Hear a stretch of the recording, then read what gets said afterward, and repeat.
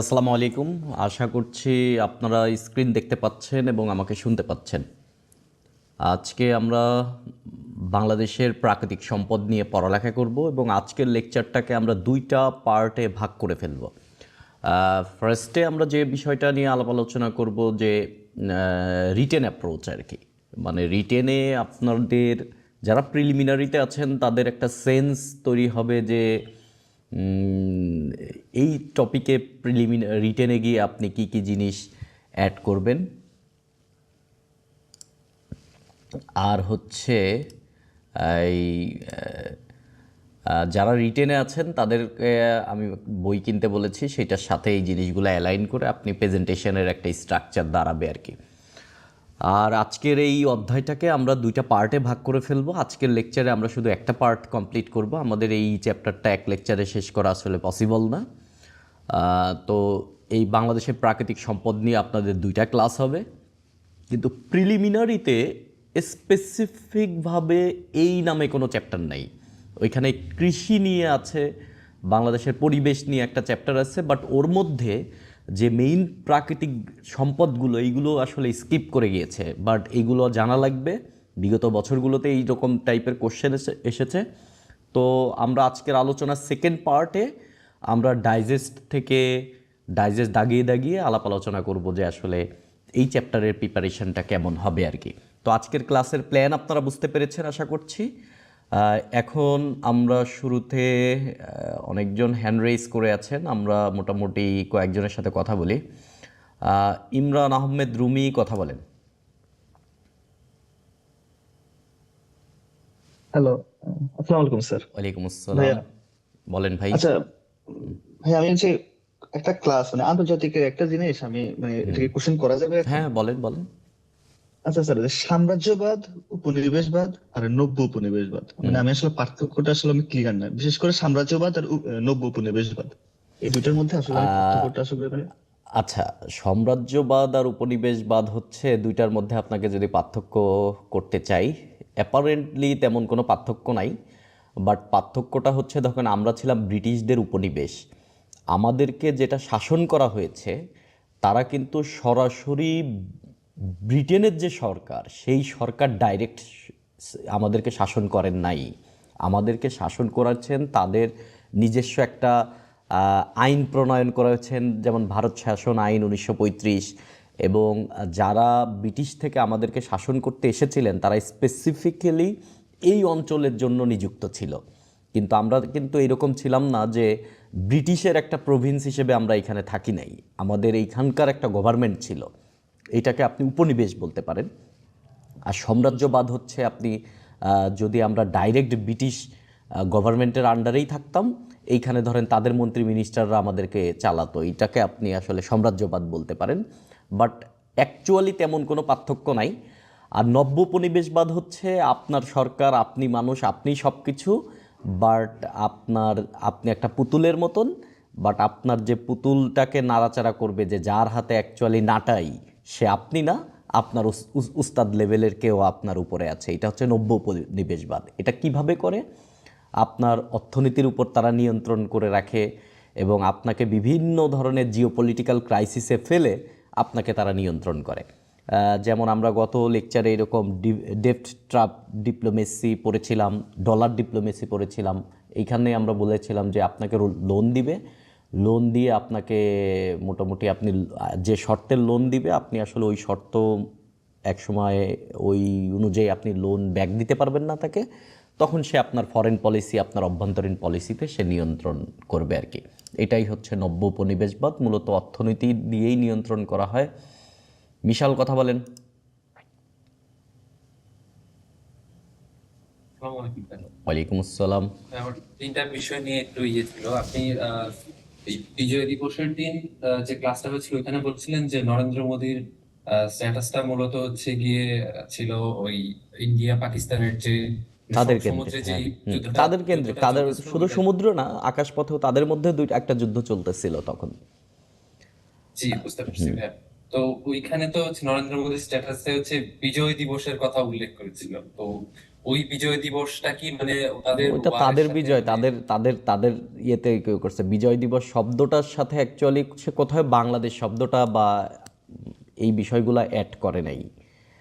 So that's why আমরা এটাকে জোরপূর্বক দাবি করতে পারি না যে বাংলাদেশের বিজয়টাকে তারা ওই বিজয় হিসেবে ইয়ে করছে আর কি। তবে এটা খুবই আরেকটা ডিপ্লোম্যাটিক হচ্ছে ভাই, ডিপ্লোম্যাটিক ব্যাপার, বুঝতে পারছেন? এইখানে কিন্তু ছোট্ট ছোট্ট শব্দ অনেক বড় ধরনের জি প্রভাব ফেলে আসলে, সব ছোট্ট ছোট্ট শব্দ। এবং আপনি জি ভাই, একটা জিনিস মাথায় রাখবেন যে উম, আমরা যে সমস্ত একাডেমিক আলোচনা ওই দিন করেছিলাম, সেইখানে আমরা দেখার ট্রাই করেছি অ্যাকচুয়ালি নরেন্দ্র মোদী এইটা তাদের বিজয় হিসেবে দাবি করতে পারে, কেননা তাদের একটা যুদ্ধ ছিল। সে ধরেন বাংলা ভাষায় সেটাকে বিজয় দিবস বলেছে, এটা করতেই পারে। জি ভাই, বুঝতে কিন্তু পারছি ভাই। আহ, কিন্তু ধরেন আপনার এইটা কিন্তু আমরা বলতে পারি না যে নরেন্দ্র মোদীর ইন্টেনশন ছিল যে আমাদের বাংলাদেশের মধ্যে তার স্ট্যাটাস নিয়ে একটা কেওয়াস ক্রিয়েট হোক, এই ধরনের কেওয়াস সে চাচ্ছে, এটা কিন্তু আমরা অ্যাভয়েড করতে পারি না। সো এটাও একটা বিষয় আর কি। আপনার আরেকটা কি বলেন? জি ভাই। 15তম সংশোধনী নিয়ে যে রায়টা হয়েছে, তো ওইটার কারণে সংবিধানে কি কি পরিবর্তন আসতে পারে বা মানে আমরা পরিবর্তিত ভাবে কি কি মানে কিভাবে ওটা করবো, এটা নিয়ে একটু আমরা আলোচনা করতে চাই। সংবিধান আপনি কি আমার আগের ব্যাচের? না ভাই, আমি এই ব্যাচে ওকে, আপনাদের সাথে ক্লাস। সংবিধান নিয়ে আমার ক্লাস হবে। আগের ব্যাচের যে সংবিধান নিয়ে আমি যখন ক্লাস নিয়েছিলাম তখন আমার কাছে একটা সংবিধান আছে, সেটা হচ্ছে চতুর্দশ সংশোধনীর আগে। ধরেন আমরা সংবিধান পড়তে গেলে পঞ্চদশ সংশোধনী যদি হাইকোর্ট সবগুলো ইয়ে করে নাই, কিছু কিছু জিনিসগুলোকে হচ্ছে মহামান্য সুপ্রিম কোর্ট এইটা চতুর্দশ সংশোধনীকে কিছু কিছু জায়গাকে অবৈধ বলে ঘোষণা করেছে। তাহলে আমাদের পড়ার স্ট্র্যাটেজি হবে তাহলে আগে কি ছিল, ধরেন পঞ্চদশ সংশোধনের আগের সংবিধানটা কেমন ছিল। এইটা যেহেতু অবৈধ, তার মানে অবশ্যই আগের সংবিধানটা এখন অ্যাক্টিভ হয়ে গেছে। সো সেইটা অনুযায়ী আমরা পড়ালেখা করব। এবং আমরা এই পঞ্চদশ সংশোধনী বাতিল হওয়ার কারণে আপনার আপনার দৃষ্টিতে আসলে এটা কেমন, ভালো না খারাপ, এগুলো নিয়ে আমরা অ্যানালাইসিস করব আর কি।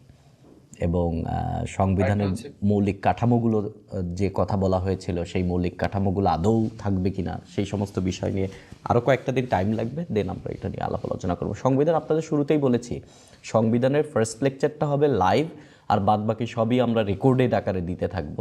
রেকর্ডেড আকারে দিতে থাকবে এর একটা বিশেষ কারণ আছে, কারণ সংবিধান নিয়ে আমাদের অনেক আলাপ আলোচনা হবে, তো অনেক লেকচার আপনারা ধীরে ধীরে ধরেন একটু বাড়ায় টাড়ায় ধরেন স্পিড বাড়ায় দেখে নিলেন, বাট এই আলোচনা থাকাটা দরকার, যেটা প্রিলিমিনারি রিটেন দুইজনের জন্য। বলেন ভাই। হ্যাঁ, আরেকটা হচ্ছে আমরা ইউটিউবে প্লাস ফেসবুকে অনেক ধরনের মানে অনেক ক্যাডারেরই বিভিন্ন পয়েন্ট অফ ভিউ থেকে ক্যাডার চয়েস নিয়ে দেখি। তো আপনার পয়েন্ট অফ ভিউ থেকে যদি একটু আমারও ক্যাডার চয়েস নিয়ে আমারও বা কোন আমার আপনার সবার জন্য বলি, আমার পয়েন্ট অফ ভিউ থেকে যদি আপনি পররাষ্ট্রের দিকে যেতে চান, ঠিক আছে, আর এইটা একটা ভুল ধারণা যে আপনার ইংলিশ পারি না দেখে আমি পররাষ্ট্র ক্যাডার চয়েসে দিব না, এটা একটা খুবই ভুল ধারণা। কেননা ওই ভাইবা পর্যন্ত যেতে যেতে আপনার আসলে এত ধরনের চেঞ্জ হবে, ঠিক আছে, এত ধরনের চেঞ্জ হবে যে আপনি বুঝতেই পারবেন না যে আসলে এই চেঞ্জটা। ধরেন আমি 43rd পররাষ্ট্রকে চয়েসে রাখিই নাই, এবং এর মধ্যে একটা বড় ফ্যাক্টর ছিল যে ইংলিশ ভীতি, এটা একটা বড় ফ্যাক্টর ছিল। এবং যখন আমি রিটেন দিয়ে ফেলেছি তারপরে আমার মনে হয়েছে যে এইটা আমার লাইফের সবচেয়ে বড় ভুল ডিসিশন, যে আমি পররাষ্ট্রকে চয়েসে দিলাম না। পররাষ্ট্র নিয়ে ভাইবাটা চমৎকারভাবে দেওয়া যায়, এখানে ইংরেজি এত প্রবলেম বলে আমার মনে হয় না। আর অ্যাডমিনিস্ট্রেশন সামনে দিলেই যে আপনার ইয়ে হবে, মানে ইংরেজিতে বাংলায় ভাইবা হবে, এই সমস্ত বিষয় ঠিক না আমার দৃষ্টিতে। আপনি যদি অ্যাডমিন পছন্দ করেন, অ্যাডমিনিস্ট্রেশন, তাহলে আপনার চয়েস হওয়া উচিত অ্যাডমিনিস্ট্রেশন, দেন হচ্ছে আপনার অ্যাডমিনের পরে অবশ্যই পুলিশ দিবেন, অথবা যদি পুলিশ পরে দেন তাহলে পুলিশ দিবেনই না। অ্যাডমিন দিবেন, পুলিশ দিবেন, দেন আপনি কাস্টমস দিবেন। কাস্টমসের পরে অডিট দেওয়া উচিত। আমার মনে হয় যে কাস্টমস, অডিট অ্যান্ড ট্যাক্স, এই তিনটাকে সিরিয়ালি রাখতে হবে। তবে আমি আমি আমাকে বললে আমি কাস্টমসের পরে অবশ্যই অডিট দিব, দেন ট্যাক্স দিব।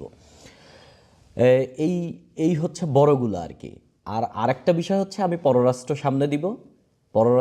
এই যে অ্যাডমিন যেটাতে ফার্স্ট, ওই টোটাল চয়েসে কিন্তু কোনো পররাষ্ট্র থাকবে না।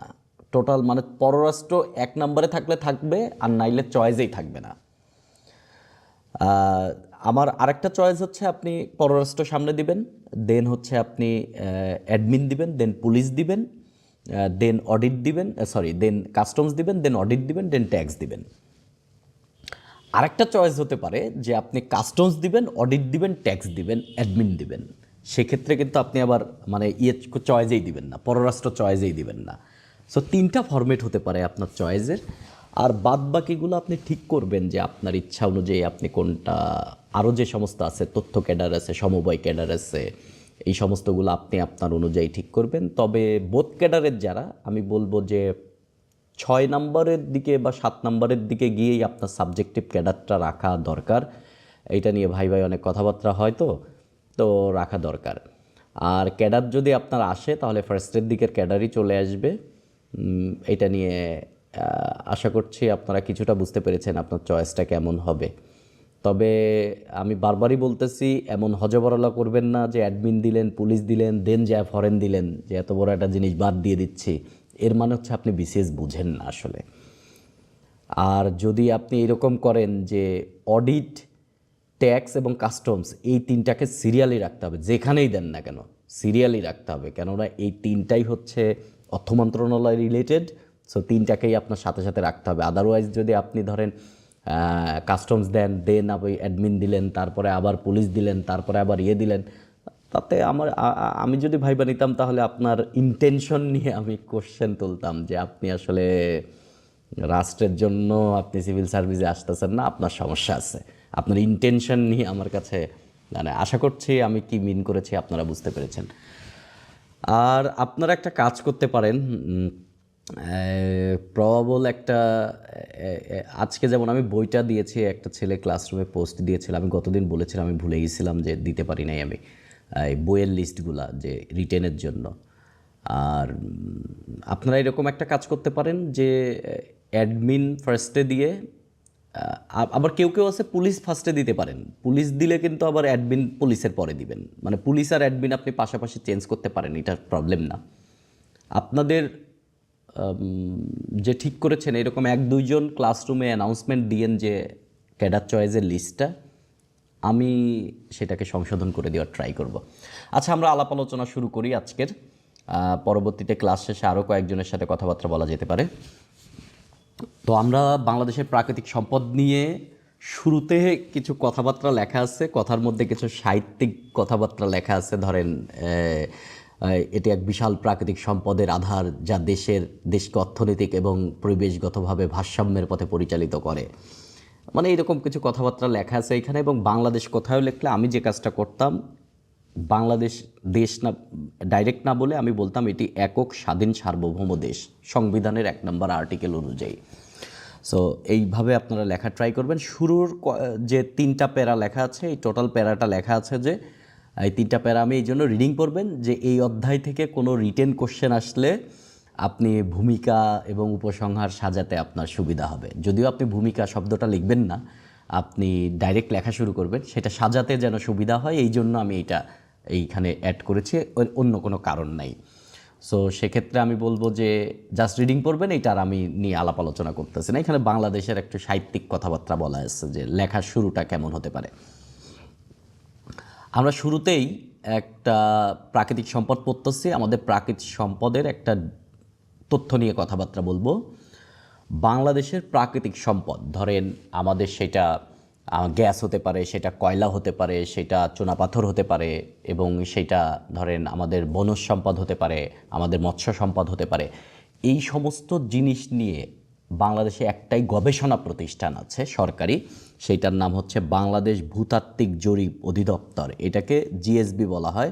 এবং আপনারা দেখবেন বাংলাদেশের ম্যাক্সিমাম যে কয়লার খনি, গ্যাসের খনি, ম্যাক্সিমাম খনি শুরুর দিকে আর কি, এগুলো আবিষ্কার করেছিল জিএসপি। এটাই হচ্ছে গবেষণা প্রতিষ্ঠান।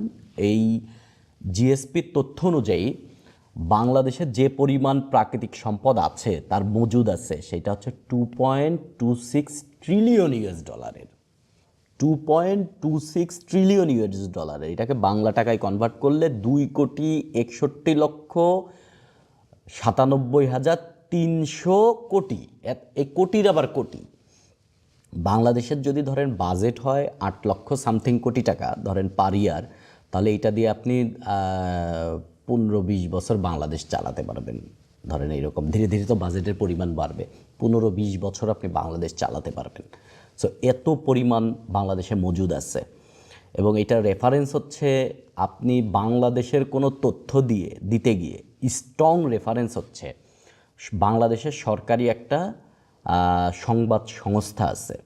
শোনেন, সংবাদ মাধ্যম আর সংবাদ সংস্থা কিন্তু আলাদা। তো সংবাদ সংস্থা হচ্ছে বাংলাদেশ সংবাদ সংস্থা বা এটাকে বলা হয় হচ্ছে বিএসএস। বিএসএসের তথ্য মতে এই যে এখানে লিঙ্কটাও আমি দিয়ে দিচ্ছি, আজকেরটা আমি ডাইরেক্ট পিডিএফ দিয়ে দিব যেন লিঙ্কগুলো আপনারা পরবর্তীতে অ্যাক্সেস করতে পারেন। এইটা কবির আহমেদ খানের একটা রিপোর্ট, বাংলাদেশ সংবাদ সংস্থা। আপনারা রেফারেন্স হিসেবে যদি ধরেন কোনো প্রথম আলো বা ডেইলি স্টার বা এরকম নিউ এজ এরকম পত্রিকার নাম না লিখে যদি বাংলাদেশ সংবাদ সংস্থার রেফারেন্স দেন, রেফারেন্স হিসেবে তথ্য দিয়ে, তাহলে এটা আরও স্ট্রং রেফারেন্স হয় আর কি। তাহলে আমরা একটা ধারণা দিলাম যে 2.26 মনে রাখতে হবে, ডাইরেক্ট এরকম না।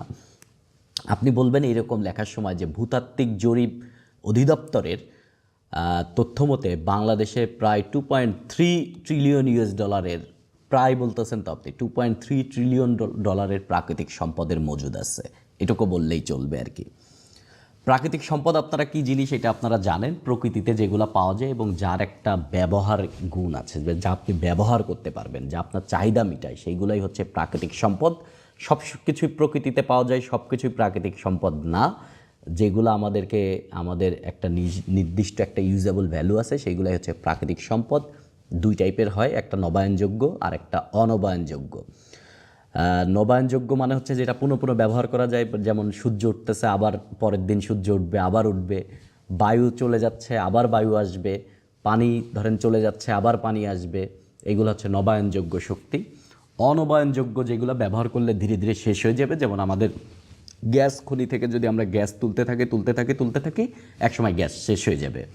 ধরেন তেলের, আমাদের বাংলাদেশে তেলের খনি ছিল, তেল উঠাতে কিছুদিন উঠানো হয়েছে, এরপরে আর আসলে ওই পরিমাণ তেল আমাদের মজুদ নাই উঠানোর মতো। এখন ব্যাপার হচ্ছে এই প্রাকৃতিক সম্পদ যদি যেটা ভূগর্ভস্থ থাকে, যেগুলোকে আমরা খনিজ সম্পদ বলি, এইগুলোকে উত্তোলন করার জন্য যে পরিমাণ টাকা পয়সা ব্যয় হয়, এই পরিমাণ ভ্যালু যদি সে অ্যাড না করতে পারে, ধরেন আপনি উঠাতে 10 টাকা খরচ হচ্ছে বাট সে আপনাকে 8 টাকার সার্ভিস দিচ্ছে, তাহলে ওই জিনিস কিন্তু আসলে অ্যাকচুয়ালি ইউজেবল জিনিস না। সো এই ব্যাপারটা আমাদেরকে মাথায় রাখতে হবে। সো এই টেস্টগুলো খুবই ইম্পর্টেন্ট। ধরেন আমরা পত্রপত্রিকায় বিভিন্ন দেখি যে এইটার খনি পাওয়া গেছে, এইটা পাওয়া গেছে, ওইটা পাওয়া গেছে, বাট যে পরিমাণ মজুদ আছে ওইটা তুলতে যে পরিমাণ অর্থের ব্যয় হবে, প্রযুক্তির ব্যয় হবে, সেই পরিমাণ ভ্যালু সেটা অ্যাড করবে না। বিষয়টা এরকম আর কি। এখন একটা ব্যাপার হচ্ছে প্রাকৃতিক সম্পদ এবং হচ্ছে অর্থনৈতিক সম্পদ, দুই টাইপের ব্যাপারের সম্পদকে দেখার দুইটা দৃষ্টিভঙ্গি আছে। একটা হচ্ছে অর্থনৈতিক দৃষ্টিভঙ্গি আর একটা হচ্ছে প্রাকৃতিক দৃষ্টিভঙ্গি বা এই পরিবেশগত দৃষ্টিভঙ্গি আর কি। তো পরিবেশগত দৃষ্টিভঙ্গিতে আমরা একটা সম্পদ দেখার সময় সেইটার শুধুমাত্র তার ইউজেবল ভ্যালুটা কি, সেটা কত টাকা পয়সা অ্যাড করবে, এই জিনিসগুলো দেখি না। পরিবেশেও তার কতটুকু গুণাগুলি আছে বা পরিবেশের উপর সে কতটুকু প্রভাব ফেলতে পারে, সেই ব্যাপারগুলোও আমরা দেখি। সো অর্থনৈতিক এবং পরিবেশগত দৃষ্টিভঙ্গি দিয়ে আমরা অ্যাকচুয়ালি প্রাকৃতিক সম্পদগুলোকে দেখব। সো অর্থনৈতিক দৃষ্টিভঙ্গি হচ্ছে শুধুমাত্র মানুষকেন্দ্রিক, আর যেগুলো পরিবেশগত দৃষ্টিভঙ্গি এগুলো হচ্ছে প্রকৃতি কেন্দ্রিক।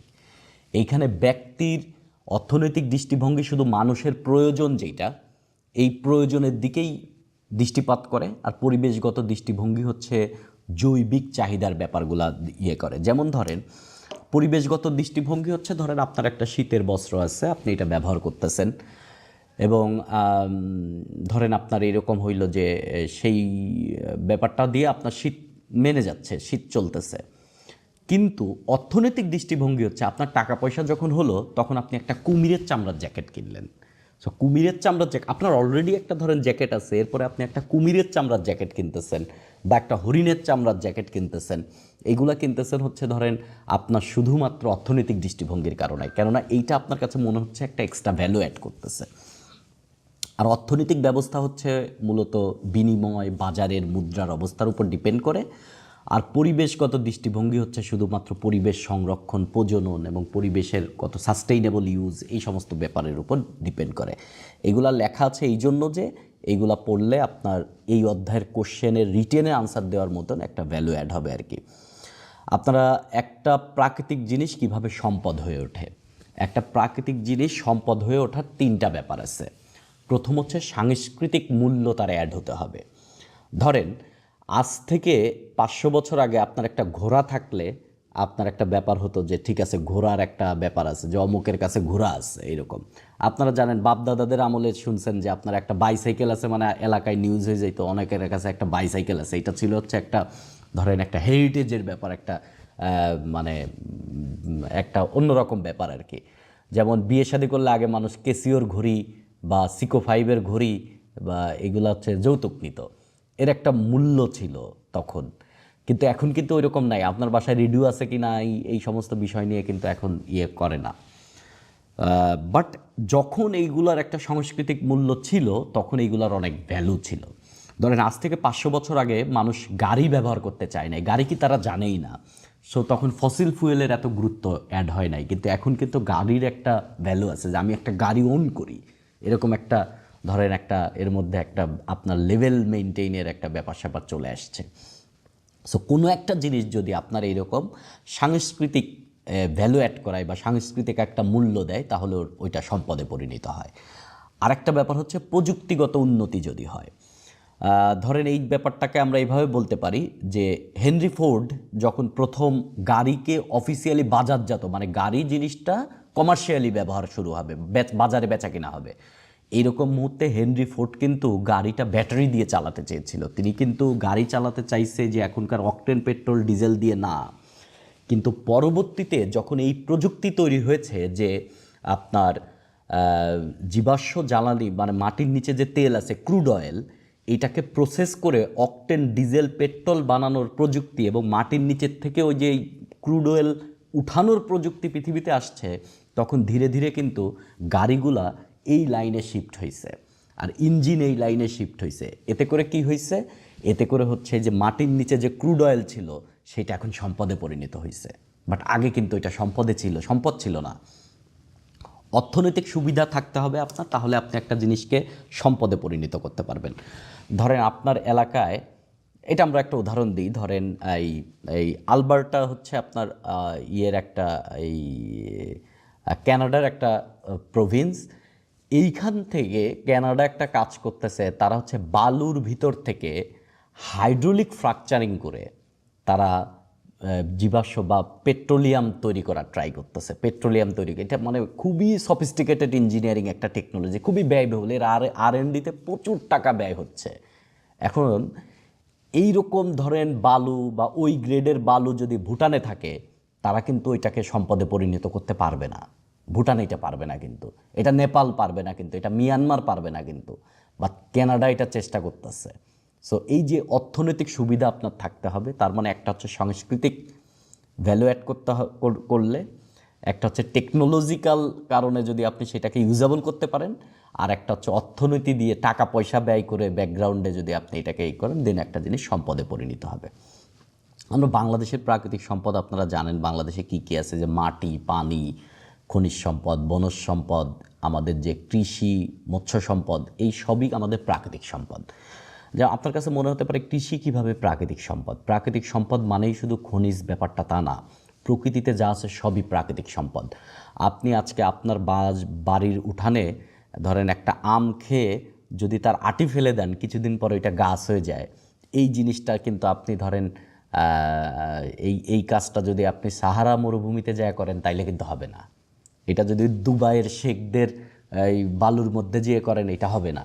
সো এইটা হচ্ছে আপনার প্রাকৃতিক সম্পদ, যে আপনার মাটি, আপনার উর্বর মাটি, এই জন্যই আপনি এখানে ফেলে দিচ্ছেন, হয়ে যাচ্ছে। সো আপনার এখানে মাটি একটা সম্পদ, কৃষি একটা সম্পদ। আপনার দেশে এত নদ নদী আছে, এই যে মুক্ত জলাশয় আপনার দেশের, এই মুক্ত জলাশয় আছে দেখে আপনার পদ্মা নদীর থেকে ইলিশ মাছ পাওয়া যায়। এটা নাই, আপনি এই পদ্মা নদী থেকে একটা মাছ ধরতে পারবেন না। ধরেন একটা পদ্মা নদীর থেকে একটা বড় রুই মাছ উঠালেন, এটা আপনি পারবেন না। সো এইগুলো আপনার হচ্ছে প্রাকৃতিক সম্পদ। আপনার পদ্মা নদী থেকে বা আপনার মেঘনা, যমুনা, এই যে ছোট ছোট যত নদী আছে বাংলাদেশে, ছোট বড় মিলিয়ে প্রায় 700 নদী আছে, এই সমস্ত নদী থেকে যত মাছ উঠতেছে, যত বিল হাওর বাওর থেকে মাছ উঠতেছে, এগুলো না থাকলে তো হতো না ভাই। সেই সমস্ত জিনিসই হচ্ছে প্রাকৃতিক সম্পদ। তো আজকে আমরা মাটি, জল এইগুলো নিয়ে কথাবার্তা বলবো না। আজকে আমরা প্রথম পার্টে আমরা খনিজ নিয়ে কিছু দূর কথাবার্তা বলবো, বাট শুরুতে রিটেনের একটা বড় অ্যাপ্রোচ আপনাদেরকে শিখাই। রিটেনের অ্যাপ্রোচ, আপনারা প্রচুর ডেটা দিতে চান, কোটেশন দিতে চান, এইগুলা দিয়ে রিটেন লিখতে চান, এইগুলো রিটেন লেখার অ্যাপ্রোচ না।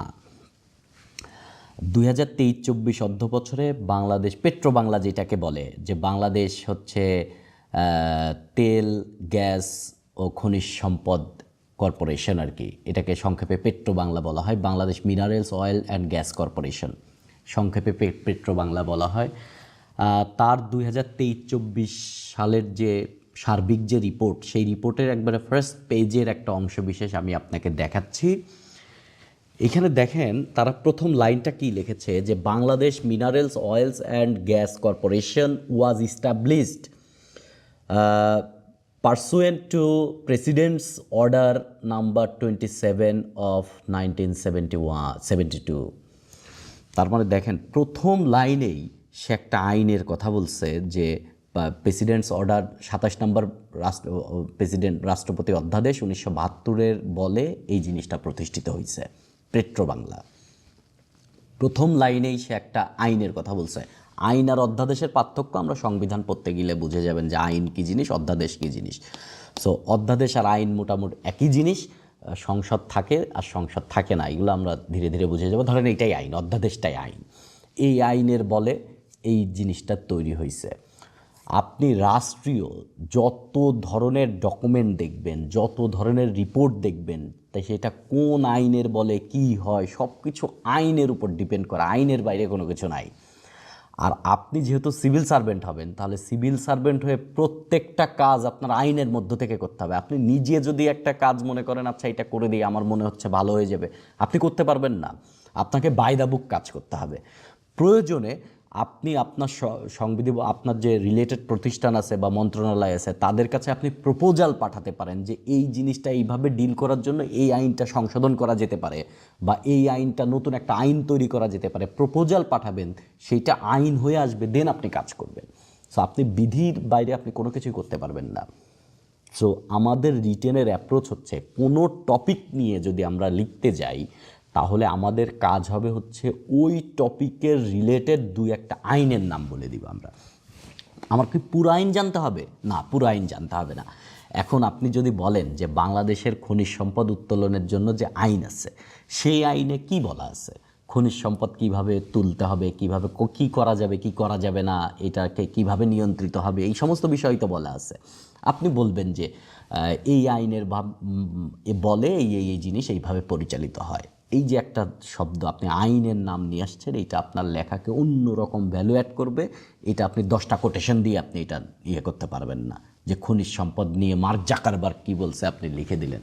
এগুলার কোনো ভ্যালু তেমন বেশি অ্যাড করে না। কোটেশন অনেক ব্যাকডেটেড স্ট্র্যাটেজি, এটা চলে না এখন। বাট রেলিভেন্ট কোটেশন আমরা লিখবো, তবে অত বেশি না। সো কোটেশন মুখস্থ করা বাদ দিয়ে আমরা ম্যাক্সিমাম আইন মুখস্থ করার ট্রাই করব। সো আমি রিলেটেড বেশ কয়েকটা আইনের মেনশন করে দিচ্ছি। ধরেন বাপেক্স নিয়ে আমাদের অনেক জায়গায় লিখতে হবে। সো বাপেক্স নীতিমালা 1990, এটা তেল গ্যাস উত্তোলনের মানে অনুসন্ধানের কাজ করে হচ্ছে বাপেক্স। এটা এত বড় টড় কিছু না, এটা আমরা এত গুরুত্ব দিব না। বাট বেশি গুরুত্ব দিব বাংলাদেশ মেরিটাইম অঞ্চল আইন 2018 আর কি। এটা একটা খসড়া আইন। এখন আপনি চিন্তা করেন, বাংলাদেশের সমুদ্র অর্থনীতি নিয়ে যদি বলেন, বাংলাদেশের সমুদ্র জয় যদি বলেন, বাংলাদেশের গ্যাস নিয়ে যদি বলেন, কিছুক্ষণ পরে আমরা সমুদ্রের গ্যাস নিয়ে কথাবার্তা বলবো, গ্যাস নিয়ে বলেন, যে কোনো কিছুতে সমুদ্র চলে আসবে, সেইখানেই আপনি বাংলাদেশ মেরিটাইম অঞ্চল আইন 2018 এই নামটা করবেন, যে বাংলাদেশ মেরিটাইম আইন 2018-র বিধি বা মোতাবেক আমাদের বাংলা ব্যবস্থা গ্রহণ করতে হবে। এরকম চমৎকার করে সুন্দর করে লিখে দিলেন। এবং এই আইনকে সামনে রেখে আমাদের সঠিক ব্যবহার এবং যুগের সাথে তাল মিলিয়ে এই আইনকে নির্দিষ্ট সময়ে সংশোধনের মাধ্যমে আমাদের রাষ্ট্রীয় সব মানে যাতে উন্নয়ন বা সমুদ্র অর্থনীতির উন্নয়ন, এই সমস্ত বিষয় আপনি মেনশন করে দিলেন। এরকম আর কি আইনের নাম দিয়ে দিতে হবে। দেন আপনি খনিজ সম্পদ উত্তোলনের কথা বলতে পারেন, ধরেন গ্যাস নিয়ে গ্যাস উত্তোলিত হচ্ছে, কয়লা উত্তোলন করা হচ্ছে, কঠিন শিলা উত্তোলন করা হচ্ছে, গ্রানাইট এর মতন উত্তোলন করা হচ্ছে। সো এই সমস্ত বিষয়ের সময় আবার আপনি বঙ্গোপসাগর থেকে নিচে থেকে অনেকে অনেক সময় বিভিন্ন কথা বলেন যে বঙ্গোপসাগরের নিচে প্রচুর গ্যাস আছে, সেই গ্যাস উঠাতে হবে। এই সমস্ত জায়গায় বাংলাদেশ মাইন ও খনিজ সম্পদ আইন 1992 এই নামটা আপনি মনে রাখতে পারেন। সেখানে আপনি এটা লিখবেন যে খনিজ সম্পদ, যে কোনো খনিজ সম্পদ, ধরেন সেটা বাংলাদেশের মাইন ও খনিজ সম্পদ নিয়ন্ত্রণ ও উন্নয়ন, এটা ডাইরেক্ট দরকার নাই, ব্র্যাকেটের অংশটা দরকার আছে, দরকার নাই। আইন 1992 এটার নাম নিলেন, এবং এই আইনের অধীনে মাটি, খনিজ সম্পদ, প্রাকৃতিক গ্যাস উত্তোলন এর অনুমতি, নিয়ন্ত্রণ এগুলো নিয়ন্ত্রিত হয় আর কি। সো এই আইনের সাথে সালটা যদি যোগ করতে পারেন এইটা সবচেয়ে ভালো। প্রত্যেকটা আইনের সাথে যদি সাল আপনি করতে পারেন। বাংলাদেশ পেট্রোলিয়াম আইন 1974, বাংলাদেশে পেট্রোলিয়াম, তেল, গ্যাস এইগুলা কিভাবে অনুসন্ধান হবে, উত্তোলন হবে, এইগুলা বন্টন হবে কিভাবে, এভরিথিং এই আইনের কথা বলা হচ্ছে এইখানে। আমাদের কৃষি রিলেটেড কয়েকটা আইন হচ্ছে, ধরেন কৃষিতে একটা বড় ব্যাপার হচ্ছে আপনারা বলেন যে এই বাজার সিন্ডিকেট একটা ব্যাপার। সো বাজার সিন্ডিকেট তো বিপণন ব্যবস্থার সাথে জড়িত। তো আপনি এখানে বলে দিবেন যে কৃষি বিপণন আইন 2018 এটা সঠিক বাস্তবায়নের মাধ্যমে আমরা এই বাজার এটাকে নিয়ন্ত্রণ করতে পারি। ভোক্তা অধিকার আইনকে নিয়ে আসতে পারেন এখানে নাম, ভোক্তা অধিকার আইন। দেন আমরা বিভিন্ন সময় দেখবেন কৃষির বর্ণনা দিতে গেলে দেখবেন নতুন নতুন জাত উদ্ভব করা হচ্ছে, এবং কৃষকের যেন থাকে, কৃষক যেন পায়, একবারে মধ্যস্বত্বভোগী এবং বড় বড় স্টেক হোল্ডাররাই যেন টাকা পয়সা না নিয়ে যায়, কৃষক যেন পায়। তাহলে আপনি এই জায়গায় উদ্ভিদ জাত ও কৃষক অধিকার সংরক্ষণ আইন 2013 এর নামটা মেনশন করে দিতে পারেন। পরিবেশ নিয়ে যে কোনো কথায় এই আইনটার নাম আপনারা লিখবেন বাংলাদেশ পরিবেশ সংরক্ষণ আইন 1995। এইটা সব পরিবেশ নিয়ে যে কোনো জায়গায়, এটা হচ্ছে পরিবেশের সবচেয়ে বড় আইন বাংলাদেশের। আরও অনেক আইন আছে, বাট বাংলাদেশের পরিবেশের এটা সবচেয়ে বড় আইন, যে বাংলাদেশ পরিবেশ সংরক্ষণ আইন 1995। এখানে আপনাদের একটা ব্যাপার বলে, আপনারা এই কাজ যদি আমিও করি, সবাই করে কম বেশি। এই যে আপনারা বাসায় থাকেন, বাসায় যারা ধরেন বিল্ডিং টাইপের বাসায় থাকেন, গ্রামের বাসায় না থাকেন যারা আর কি। সো বিল্ডিং টাইপের বাসায় যারা থাকেন, অনেকগুলা আরও অ্যাপার্টমেন্ট বা ফ্ল্যাট আছে যারা থাকেন, তারা সাধারণত ময়লা ফেলেন না, যে ডাস্টবিনের মধ্যে একটা পলিথিন দেন, তার মধ্যে ময়লা ফেলেন, ওই পলিথিন ফেলে দেন আর কি। আপনি যদি পচনশীল এবং অপচনশীল ময়লা একসাথে ফেলেন তাহলে আপনার 1000 টাকা জরিমানা আছে, এবং এই কাজ যদি দ্বিতীয়বার করেন তাহলে আপনার 2000 টাকা জরিমানা আছে এই আইন অনুযায়ী। আপনি ধরেন ডাস্টবিনের ভেতরে আপনি কলার ছোকলা ফেলেছেন, এর মধ্যে আবার আপনি একটা ধরেন বাজার থেকে একটা ওষুধের প্যাকেট এনে ওর মধ্যে ফেলে দিয়েছেন, খেয়ে দিয়ে ওর মধ্যে ফেলে দিয়েছেন, 1000 টাকা জরিমানা হবে। এটা আইন, যদিও এটা সঠিক বাস্তবায়ন নাই, বাট এটা আইন, যেটা অবশ্যই সুষ্ঠু আইন এবং বর্তমান সাথে আইন। বাট আমাদের যখন এই পরিমাণ সরকারি জনবল তৈরি হবে তখন অবশ্যই এইগুলার এক্সিকিউশন হবে, এবং আমাদের মানুষ যখন এই আইন সম্পর্কে সচেতন হবে তখন একসময় এটার এক্সিকিউশন হবে অবশ্যই।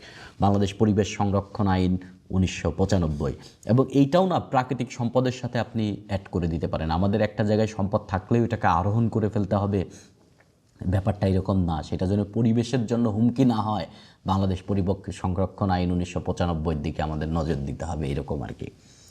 বন্য প্রাণী নিয়ে আপনারা বিভিন্ন সময় দেখেন যে বিভিন্ন সময় বন্য প্রাণীর জন্য সরকার অভয়ারণ্য করতেছে, বন্য প্রাণীর জন্য রাষ্ট্রীয় বহু আরও উদ্যোগ আছে, এবং আমাদের যে ইকো পার্ক তৈরি করা হচ্ছে বিভিন্ন জায়গায়, ধরেন রিজার্ভ অভয়ারণ্য বা রিজার্ভ ফরেস্ট তৈরি করা হচ্ছে, এইগুলাই হচ্ছে বন্য প্রাণী সংরক্ষণ করার জন্য।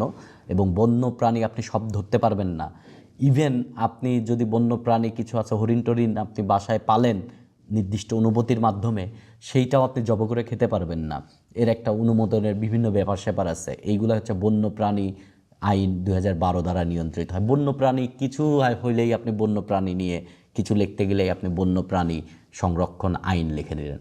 পানি, মাছ, মৎস্য সম্পদ যে কোনো জায়গায় আপনি লিখে দিবেন বাংলাদেশ পানি আইন 2013। নদী ভাঙন, তারপরে হচ্ছে সমুদ্রের সাথেও রিলেটেড, আপনি এরকম বিভিন্ন জায়গার সাথে আপনি লিখে দিলেন বাংলাদেশ পানি আইন।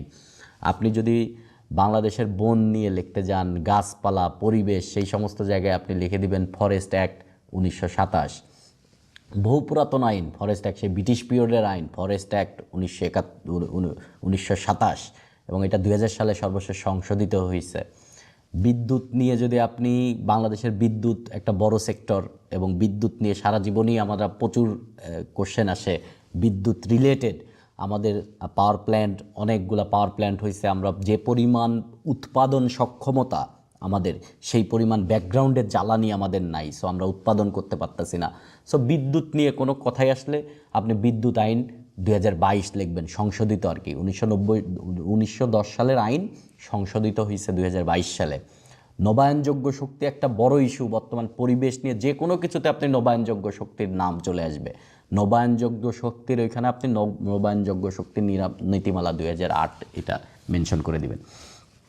এইগুলা সাধারণত না, এই আইনের নাম সাধারণত ভূমিকাতে এবং উপসংহারে ভেতর লাস্টের দিকে এই সমস্ত জায়গায়, মানে যেইটুকু ধরেন এমন এক্সামিনার থাকতে পারে যে যিনি আপনার খাতাটা দেখবেন তিনি অলস, তিনি পড়েন না, তিনি ভাব দেখে মার্ক দেন, এরকম কিন্তু অনেক টিচার আছে যিনি খাতাটা ভালো মতন পড়েন না আর কি, এরকম আছে কিন্তু থাকতে পারে। তো সেক্ষেত্রে যেটুকু সে পড়বে সেই জায়গায় আপনি এই জিনিসগুলো লিখবেন, সেটা আপনি ভূমিকাতে লিখতে পারেন, এটা আপনি উপসংহারে লিখতে পারবেন। সাধারণত এরকম যারা আছে যে একটু ফাঁকিটাকি দিতে চায়, আশা করি সিভিল সার্ভিসে এরকম নাই, বাট যদি থাকে আর কি, তো সেক্ষেত্রে আপনি এরকম জায়গায় এটা লিখতে চাবেন। এবং বড় একটা কোশ্চেনের মধ্যে আপনি যদি বিভিন্ন জায়গায় রিলেভেন্ট করে ওই আইনের নাম আপনি এনে দিতে পারেন, এবং আপনি চোখে দেখানোর জন্য, ধরেন চোখে দেখানোর জন্য আইনের নামটা ব্লু কালার দিয়ে লিখলেন, আলাদা করে আবার মাঝখানে ইনভার্টেড কমার ভিতরে না, আপনি লিখতেছেন ওই প্যারার মধ্যেই আইনের নামটা ব্লু কালারে লেখেন, সমস্যা নাই, দেখতে ভালো দেখা যাবে। এবং ব্লু বলতে পিওর ব্লু, অনেকে আবার আছে জেল পেন ব্লু, যেটা দিয়ে লিখলে কাগজ ভিজে যায়, জেল পেন। বিসিএস পরীক্ষায় কোনো জেল পেন ব্যবহার করা যাবে না, বিসিএস পরীক্ষায় সব বল পয়েন্ট কলম। কলম সিলেকশন একটা বড় বিষয়। যারা লিখিত দিবেন এখন থেকে লেখার প্র্যাকটিস করেন, লিখতে থাকেন। আপনাদেরকে একটা জিনিস দেখাই, আমি ঢাকা থেকে আমার জিনিসপত্র আনার জন্য আপনাদের ওয়েট,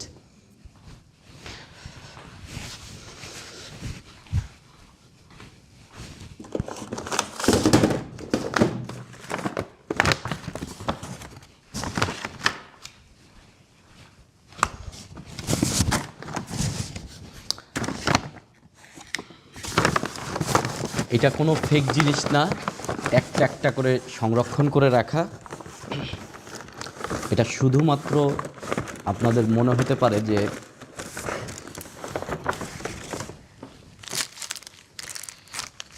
এ হচ্ছে সমস্ত কলম যেটা আমি আমার বিসিএস জার্নিতে ব্যবহার করেছি।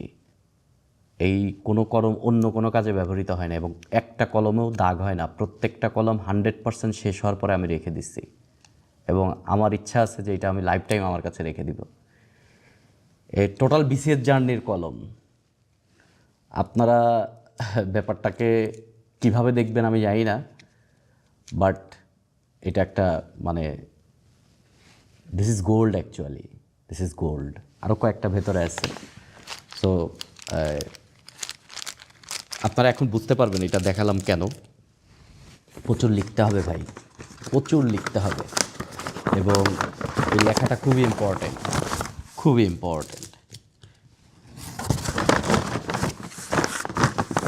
আমি লাইফ টাইমের জন্য সংরক্ষণ করব, আমার অনেক দিন যাবত এটা আমার কাছে আছে। যাই হোক, প্রচুর লিখতে হবে। সো আপনারা যখন বাসাতেও লিখবেন, লেখার প্র্যাকটিস করবেন, মডেল টেস্ট দিবেন, সেখানেও লেখার প্র্যাকটিস করবেন। লেখাই তো সব, লিখেই না আপনি জিতবেন আর কি। এখানে খেলা হয়ে যাবে রিটেনে। এবং জানেন রিটেনের কনফিডেন্স দিয়ে আপনাদের এরকম হবে যে রিটেনের পরে আপনি এরকম বলবেন যে আমি ভাই যাবো, ভাই বেয়াদবি করব না। ভাই মার্ক পেয়ে ক্যাডার হবেন, এই টাইপের সেন্স যদি রাখেন, তাহলে বিসিএসের জার্নিতে আপনার থাকার দরকার নাই। কেননা ওই ভাইবার 5-7 মিনিট, 10 মিনিট, 15 মিনিট আপনার লাইফ সেটেল করে দিবে, ব্যাপারটা এরকম না। কারণ ভাইবা হচ্ছে আপনি যাবেন, বেয়াদবি করবেন না, আপনি না পারেন সব কয়টা কোশ্চেনের করবেন, বেয়াদবি করবেন না, আপনাকে পাশ করাবে, পাশ করলেই ক্যাডার হয়ে যাবেন। এই টাইপের কনফিডেন্স আপনাকে রিটেনে ডেভেলপ করতে হবে। সো এটা খুবই জরুরি আর কি, রিটেনে ডেভেলপ করা আর কি। তো আইন টাইনের এগুলো নাম খুবই জরুরি, আইন এগুলো মনে রাখবেন। আমরা বিসিএস পড়তে গেলে যে টাইপের ঝামেলায় আপনারা পড়েন সেই টাইপের ঝামেলা এইখানে ওই টাইপের ঝামেলা আছে। আমরা ধীরে ধীরে কথাবার্তা বলবো। বাংলাদেশের প্রাকৃতিক গ্যাস নিয়ে বইতে অনেক কথা লেখা আছে, আপনাদের যে বই সেই বই দেওয়া সমস্যা নাই। আমি পেট্রো বাংলার রিসেন্ট থেকে যতগুলো ছবি দেখতেছেন পেট্রো বাংলার থেকে আমি জাস্ট স্ক্রিনশট নিয়ে আপনাদের এই ছবিগুলো দেখাচ্ছি আর কি।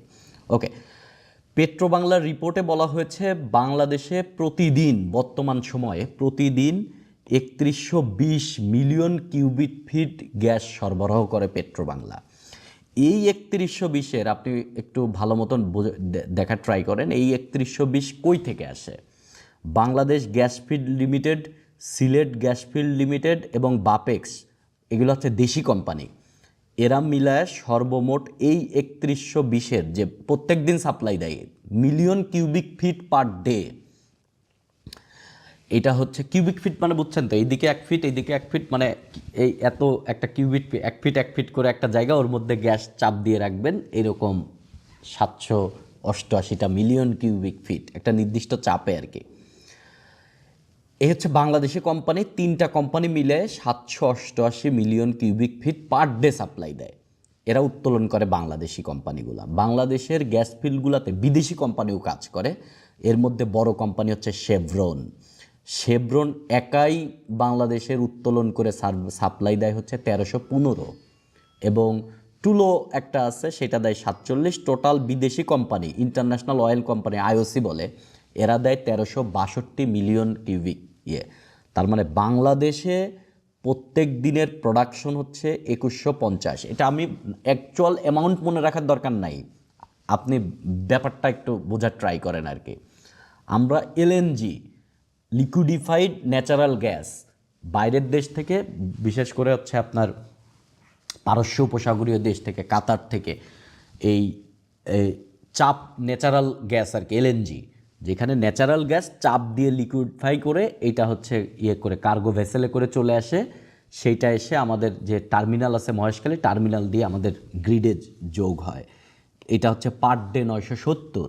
তার মানে আমরা এই টোটাল কাজটা করে হচ্ছে পেট্রো বাংলা, এই টোটাল জায়গাটা ৩১২০ million cubic feet per day বাংলাদেশকে দেয়। বাট বাংলাদেশের বর্তমান চাহিদা কত আছে? বাংলাদেশে বর্তমান চাহিদা আছে গ্যাসের ৩৮৮৩ মিলিয়ন। যদিও এই ডেটাটার মধ্যে আরও ব্যাপার আছে, আরও অনেক চাহিদা আছে। যারা বিভিন্ন পাওয়ার প্ল্যান্টে চাকরি করে তারা বলে যে আরও চাহিদা আছে, বাট ওই চাহিদাকেও যদি হিসাব করা হয় তাহলে চাহিদা আরও অনেক বেশি। এটা হচ্ছে ৩৮৮৩ মিলিয়ন কিউবিক ফিট আমাদের চাহিদা আছে। সেই চাহিদার ম্যাক্সিমাম চাহিদাই হচ্ছে বিদ্যুৎ তৈরিতে, ম্যাক্সিমামটা বিদ্যুৎ তৈরিতে, এবং 2027-এ গিয়ে এই চাহিদা দাঁড়াবে হচ্ছে 4761। তার মানে 2027-এর মধ্যে আমাদের দেশের আরও কোথাও গ্যাস আছে কি না সেই গ্যাস উত্তোলনের ব্যবস্থা করা, আদারওয়াইজ বাইরের থেকে গ্যাসের ইম্পোর্টের পরিমাণ আমাদেরকে বাড়াতে হবে। এই হচ্ছে শুরুর ব্যাপার স্যাপার। এবং গ্যাসের এই চাহিদা বৃদ্ধির কারণে আপনারা জানেন আমাদের 1,18,813 বর্গ কিলোমিটারের একটা সমুদ্র আছে। এই হচ্ছে ম্যাপের নিচে, এই হচ্ছে সেই সমুদ্রের অংশ, এই হচ্ছে বাংলাদেশের সমুদ্র সীমানাটা দেখতে এরকম। এই সমুদ্রের যে ব্যাপারটা, এটাকে টোটাল 26টা ব্লগে, এবং আমাদের উপরের যে ভাগ আছে এইখানে টোটাল 23টা ব্লগে ভাগ করে মোট 47টা ব্লগে ভাগ করে 49টা আর কি, মোট 49টা ব্লগে ভাগ করে অ্যাকচুয়ালি বাংলাদেশের গ্যাসের যে অনুসন্ধান করা হয়। একদিকে 26টা আর একদিকে হচ্ছে আপনার 23টা, মোট এই এতগুলা ব্লক, এই যে এক একটা ব্লক, এবং একটা হচ্ছে উপরে হচ্ছে শ্যালো ওয়াটার, যেগুলো হচ্ছে অগভীর সমুদ্র এবং গভীর সমুদ্র। এইখানে আপনি ছবিতে দেখতে পারবেন যে কোথায় বাপেক্স কাজ করতেছে অনুসন্ধান, বাপেক্স অনুসন্ধানের কাজ করে। এখানে পিঙ্ক কালারের যে অংশগুলো দেখতেছেন এগুলো সব বাপেক্স করে। বিদেশি কিছু কোম্পানি আছে, এই যে আইওসি সবুজ কালারের যেটা দেখতেছেন, এই সমস্ত জায়গায় অনুসন্ধান করে হচ্ছে ইন্টারন্যাশনাল কোম্পানি। এবং এইখানে একটু দেখেন যে মিয়ানমারের এই অঞ্চলের কাছাকাছি যে অঞ্চলগুলা, এই জায়গা দিয়ে কিন্তু যে রাখাইন, এরপর তো এইদিকে মিয়ানমার আছে, এই মিয়ানমারের এই দিক দিয়ে কিন্তু ব্যাপক গ্যাস ট্যাস আছে। এই জন্য এটার কাছের অংশগুলোকে বেশি অনুসন্ধান চালায় হচ্ছে বিদেশি কোম্পানিগুলো, কেননা এইখানে আসলে তাদের টেকনোলজি অনেক বেশি আছে। এবং ধীরে ধীরে বুঝবেন যে কেন এখানে বিদেশি কোম্পানিকে ইনকর্পোরেট করতে হবে, কেন আমরা দেশি কোম্পানি এটা কেন পারবো না আর কি, বা পারি না কেন, এটা আপনি কিছুক্ষণের মধ্যেই বুঝে যাবেন যে মেইন প্রবলেমটা কোথায়। বঙ্গোপসাগরে যে পরিমাণ গ্যাস আছে, রিপোর্টে বলা হয়েছে, বাংলাদেশ পররাষ্ট্র মন্ত্রণালয়ের রিপোর্টে বলা হয়েছে 17 থেকে 103 ট্রিলিয়ন কিউবিক ফিট। 17 থেকে 103 ট্রিলিয়ন কিউবিক ফিট। তাহলে আমাদের যে চাহিদা, সেই চাহিদা অনুযায়ী যদি আমরা ব্যবহার করতে থাকি, তাহলে এইটা আমাদেরকে যে পরিমাণ আছে, এই পরিমাণ আমাদেরকে সাপ্লাই দিবে কত বলেন। আমরা ব্যবহার করি মিলিয়নে, সেই মিলিয়ন থেকে যেতে হবে বিলিয়নে, বিলিয়ন থেকে যেতে হবে ট্রিলিয়নে। দেন আপনি হিসাব করে পেতে পারেন এটা কত বছর সাপ্লাই দিতে পারে আমাদের শুধু বঙ্গোপসাগর। কিন্তু প্রবলেম আছে, আমরা যে গ্যাসগুলা তুলতেছি, আপনারা গ্যাস ফিল্ডের উপরে দেখবেন পাইপ দিয়ে উপরে একটা আগুন জ্বলতে থাকে, তার মানে ভেতর থেকে যে গ্যাস আছে ওই গ্যাসটাই পুড়তে থাকে আর কি, ডাইরেক্ট মানে গ্যাস ফর্মেই থাকে। কিন্তু বঙ্গোপসাগরে যে গ্যাসগুলো আছে, এই গ্যাসগুলো অ্যাকচুয়ালি আপনার গ্যাস ফর্মে নাই, এটা আছে ক্রিস্টাল ফর্মে। এইটাকে বলা হচ্ছে গ্যাস হাইড্রেট, এইটার নাম হচ্ছে গ্যাস হাইড্রেট। হাইড্রেট মানে আপনি কি বুঝতেছেন, পানি। এটা অ্যাকচুয়াল হচ্ছে মিথেন হাইড্রেট। মিথেন এবং পানি, সমুদ্রের নিচে চাপ অনেক বেশি, তাপ অনেক কম, ঠান্ডা এবং চাপ অনেক বেশি। নিম্ন তাপমাত্রা এবং উচ্চ চাপে একটার সাথে লেগে পানি এবং মিথেন মিলে একটা ক্রিস্টাল ফর্ম করে, এটাকে বলা হচ্ছে মিথেন হাইড্রেট বা গ্যাস হাইড্রেট। সো এই জিনিসকে উত্তোলন করা, এটা খুবই সফিস্টিকেটেড টেকনোলজি লাগবে আপনার। এটা আপনি নর্মাল কোনো টেকনোলজি দিয়ে আপনি পারবেন না, এবং ওইটাকে আবার গ্যাসে কনভার্ট করতে হবে, দেন ব্যবহার করতে হবে। এটা নর্মাল কোনো কাজ না। সো এইটা পৃথিবীর কোনো দেশ করে? উত্তর হচ্ছে না, কোনো দেশে এই কাজটা করতে পারে না। এই টেকনোলজি এখনও ওয়ার্ল্ডে ভায়াবল না। বাট আমেরিকা, জাপান এটার পেছনে বড় কাজ করতেছে, সবচেয়ে বেশি কাজ করতেছে হচ্ছে জাপান। কেননা জাপানের আশপাশে যে সমুদ্র আছে এবং দক্ষিণ চীন সাগরের এই অঞ্চলগুলো দিয়ে প্রচুর পরিমাণ এই গ্যাস হাইড্রেটের মজুদ আছে, এবং দক্ষিণ চীন সাগরে সবচেয়ে বেশি এই জিনিস মজুদ আছে। সো চীন এবং জাপান এই গ্যাস হাইড্রেটকে কিভাবে ইউজেবল করা যায়, এবং এটা উত্তোলন করতে যদি 10 টাকা খরচ হয় এবং গ্যাস যদি উঠান আপনি 2 টাকার, তাহলে কিন্তু হবে না। এটাকে ইকোনমিক্যালিও এটাকে ভায়াবল হতে হবে।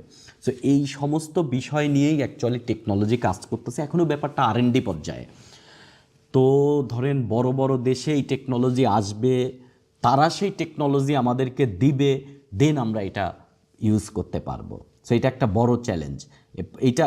এটার জন্য আমি মানে রেফারেন্সের লিঙ্ক দিয়ে দিয়েছি, আপনারা এটা রেফারেন্সটা পড়ে নিতে পারেন। তাহলে আপনি দ্য বিজনেস স্ট্যান্ডার্ডের একটা রিপোর্ট, তাহলে আপনি বুঝতে পারবেন এটা। এবং এই রিপোর্টটা অবশ্যই পড়বেন।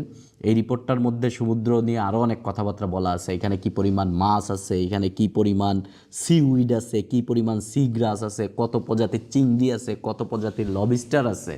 মানে আপনারা যখন গ্রিন ইকোনমি নিয়ে লিখবেন বা বাংলাদেশের সমুদ্র অর্থনীতি নিয়ে লিখবেন, এটা একটা ভালো কাজ দিবে আর কি। তো আপনারা এখন একটা জিনিস বুঝলেন যে গ্যাস হাইড্রেট কী জিনিস। এই মিথেন গ্যাস এবং এটা জমাট আকারে আছে, এটা আমি যেটাকে বললাম সেটা এখানে লিখিত আছে।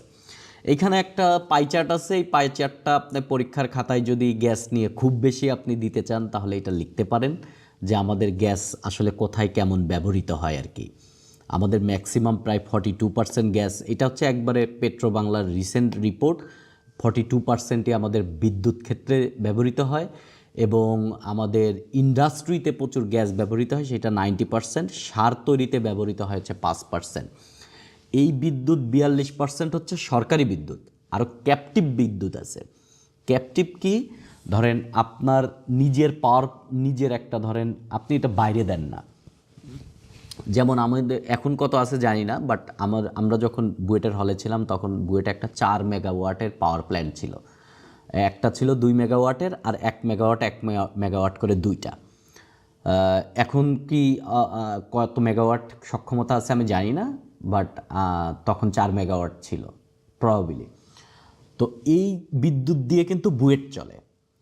এই বিদ্যুৎ কিন্তু বুয়েট ন্যাশনাল গ্রিডে যোগ করে না। তার মানে কি, এইটা হচ্ছে বুয়েটের ক্যাপটিভ পাওয়ার প্ল্যান্ট। ধরেন আপনার বড় একটা ইন্ডাস্ট্রি আছে, সরকারের বিদ্যুৎ আপনি ব্যবহার করেন, কিন্তু কোনো কারণে যদি বিদ্যুৎ হয়, সংযোগ বিচ্ছিন্ন হয় বা লোডশেডিং হয়, তখন তো আপনার ইন্ডাস্ট্রি চালাতে হবে। তখন ভেতরে আপনার নিজস্ব একটা পাওয়ার প্ল্যান্ট আছে, আপনি আপনার বিদ্যুৎ চালাতে পারেন। সেটা বড় জেনারেটর টাইপের পাওয়ার প্ল্যান্ট হতে পারে। সো সেইগুলো হচ্ছে ক্যাপটিভ পাওয়ার প্ল্যান্ট। এই ক্যাপটিভ পাওয়ার প্ল্যান্টেও ব্যবহৃত হয় হচ্ছে প্রায় 18%। তার মানে বিদ্যুৎ ক্ষেত্রে যদি আপনি হিসাব করেন যে মোট বিদ্যুৎ ক্ষেত্রে ন্যাশনাল গ্রিড প্লাস হচ্ছে ক্যাপটিভ মিলায়ে আপনার ব্যবহৃত হয় 60% গ্যাস, শুধুমাত্র বিদ্যুতের ক্ষেত্রে। ওই গ্যাস হাইড্রেট নিয়ে আমরা অনেক কথাবার্তা বলছি। আমাদের বড় একটা সুসংবাদ আছে, হচ্ছে সেটা হচ্ছে আমাদের 29তম গ্যাস ক্ষেত্র ইলিশ, এটা ইলিশা আর কি ভোলায়। এইখানে প্রায় মজুদ আছে 200 বিলিয়ন কিউবিক ফিট গ্যাস। এই 200 billion per day 20 million cubic feet এইখান থেকে উত্তোলন করা যাবে 25-26 বছর, তাহলে এইখান থেকে উত্তোলন করা যাবে আর কি। এবং ইলিশা এবং ভোলার হচ্ছে আপনার সব মিলিয়ে ভোলার নর্থ, ইলিশা এবং শাহজাদপুর, এই সব জায়গা মিলিয়ে একটা গবেষণাতে দেখা গেছে 2.23 ট্রিলিয়ন কিউবিক ফিট গ্যাস মজুদ আছে। তার মানে ভোলার এই সমস্ত জায়গাতে এই পরিমাণ গ্যাস মজুদ আছে। এটা হচ্ছে জাস্ট রিপোর্ট। এখন এটা ফিজিবিলিটি স্টাডি করতে হবে যে এটা উঠাইতে যে খরচ হবে আর এটা যে ভ্যালু অ্যাড করবে সেটা ঠিক কিনা, এই টেকনোলজি আমাদের আছে কিনা, এই সমস্ত বিষয়াশয় নিয়ে দেন এই ক্ষেত্রে ভবিষ্যতের ব্যাপার আর কি। তো এটা আপনি গ্যাসের চাহিদা এবং ভবিষ্যৎ নিয়ে গ্যাস বা জ্বালানি ক্ষেত্রে বা দেশের পাওয়ার ক্ষেত্রে নিয়ে আপনি ইলিশার এই ব্যাপারটা তুলে দিতে পারেন যে শুধু ভোলা এবং তার আশপাশে শাহজাদপুর, ভোলা নর্থ এবং ইলিশা মিলিয়েই প্রায় এইখানে আপনার 2.23 ট্রিলিয়ন কিউবিক ফিট গ্যাস এখানে মজুদ আছে। এবং এটার রেফারেন্স আপনি এই বাংলা নিউজের এই ক্ষেত্র থেকে রেফারেন্সটা দেখে নিতে পারেন। কয়লা নিয়ে অনেক কথা বলা যায়, বাট কয়লা নিয়ে প্রবলেম আছে। কয়লার তথ্য নিয়ে আপনাদের যে ডাইজেস্ট আছে, যে ডাইজেস্ট বা এই যে রিটেনের যে বইটই আছে, সেইখানে বলা আছে 7,000, কোনো বইতে 7,900 সামথিং মিলিয়ন টন, কোনো বইতে মেইন হচ্ছে এটা বিবিসির রিপোর্ট থেকে আমি দেখলাম যে 7,823 মিলিয়ন টন কয়লা বাংলাদেশে মজুদ আছে। মোট 5টা কয়লার খনি আছে। এবং বাংলাদেশের কয়লা গ্রেড একবারে খারাপ না, বেশ ভালোই, মোটামুটি বেশ ভালোই, মানে একবারে টপ গ্রেডের সামান্য নিচের গ্রেড যেটা। কয়লার অনেকগুলো গ্রেড হয়। বাংলাদেশের যে কয়লাগুলো, এটা হচ্ছে সবই হচ্ছে বিটুমিনাস কয়লা, এটাও উচ্চ কার্বন আর কি। কিছু আছে পিট কয়লা, একবারে ভেজা কয়লা, এগুলো নর্মাল একবারে কয়লা। লিগানাইট আছে, এটাও নর্মাল কয়লা। সাববিটুমিনাস আছে, সাববিটুমিনাস একটু মাঝারি টাইপের কয়লা, উচ্চ গ্রেডের কয়লা আর কি, যার মধ্যে থেকে প্রচুর পরিমাণে কার্বন আছে এবং এখান থেকে প্রচুর হিট পাওয়া যায়। সেটা হচ্ছে বিটুমিনাস অ্যান্ড অ্যানথ্রাসাইট। অ্যানথ্রাসাইট হচ্ছে সবচেয়ে হাই লেভেলের কয়লা। বাংলাদেশেরটা বিটুমিনাস, এটা জ্বালানির জন্য বেশ ভালো, কিন্তু সমস্যা হচ্ছে কয়লা মজুদের পরিমাণ। এই মজুদ এবং উত্তোলন ব্যয়, এবং আমরা ওপেন মাইনিং পদ্ধতিতে এখন কয়লা উত্তোলন করা হচ্ছে। এখানে যে ছবিটা দেখতে পাচ্ছেন এটাই ওপেন মাইনিং, যেটা হচ্ছে একবারে খুলে খনি, মানে ভেতরে ঢুকে না, একবারে জাস্ট গর্ত করে ফেলে একবারে ধরেন দিঘির মতন বা ইয়ের মতন করে এটা উত্তোলন করা হয় আর কি। কিন্তু সমস্যা হচ্ছে আমাদের যেইটা খনিজ সম্পদ উন্নয়ন ব্যুরো, সেই খনিজ সম্পদ উন্নয়ন ব্যুরোর ওয়েবসাইটে একটা ভিন্ন কথা বলতেছে, বুঝছেন? ভিন্ন কথা কি বলতেছে? বাংলাদেশে 5টা কয়লা খনি আছে ঠিক, এবং এইগুলা সবই হচ্ছে এই যে আপনাদেরকে বলেছিলাম জিএসবি বা ভূতাত্ত্বিক জরিপ অধিদপ্তর, যেটা তারা সর্বপ্রথম এটা আবিষ্কার করে 1959 সালে। এটা হচ্ছে জামালগঞ্জ, জয়পুরহাট। এবং এইগুলা আসলেই মানচিত্র আঁকাবেন, এরকম করে বাংলাদেশের ছোট একটা মানচিত্র এঁকে দিবেন, জাস্ট ধরেন এরকম করে একটা মানচিত্র এঁকে দিলেন, দিয়ে এই যে উত্তরাঞ্চলের এই সমস্ত জায়গাতে এটা মার্ক করে দিলেন মানচিত্রে কয়লা প্রবণ অঞ্চল। আপনি যখন ভোলা আঁকবেন তখন ভোলার এইখানে ভোলা এঁকে দিলেন, দিয়ে আপনি গ্যাসের কথাবার্তা বললেন, সিলেট অঞ্চল দিয়ে মার্ক করে আপনি গ্যাসের কথা বলে দিলেন। এই গ্যাস টেস্ট নিয়ে মানচিত্র আঁকবেন, সবাই সমস্ত খনিজ সম্পদের ক্ষেত্রে মানচিত্র আঁকবেন রিটেনে। কিন্তু প্রবলেম হচ্ছে মজুদের পরিমাণ নিয়ে ঝামেলা। এটা তো সরকারি ডাটা, খনিজ সম্পদ উন্নয়ন ব্যুরো।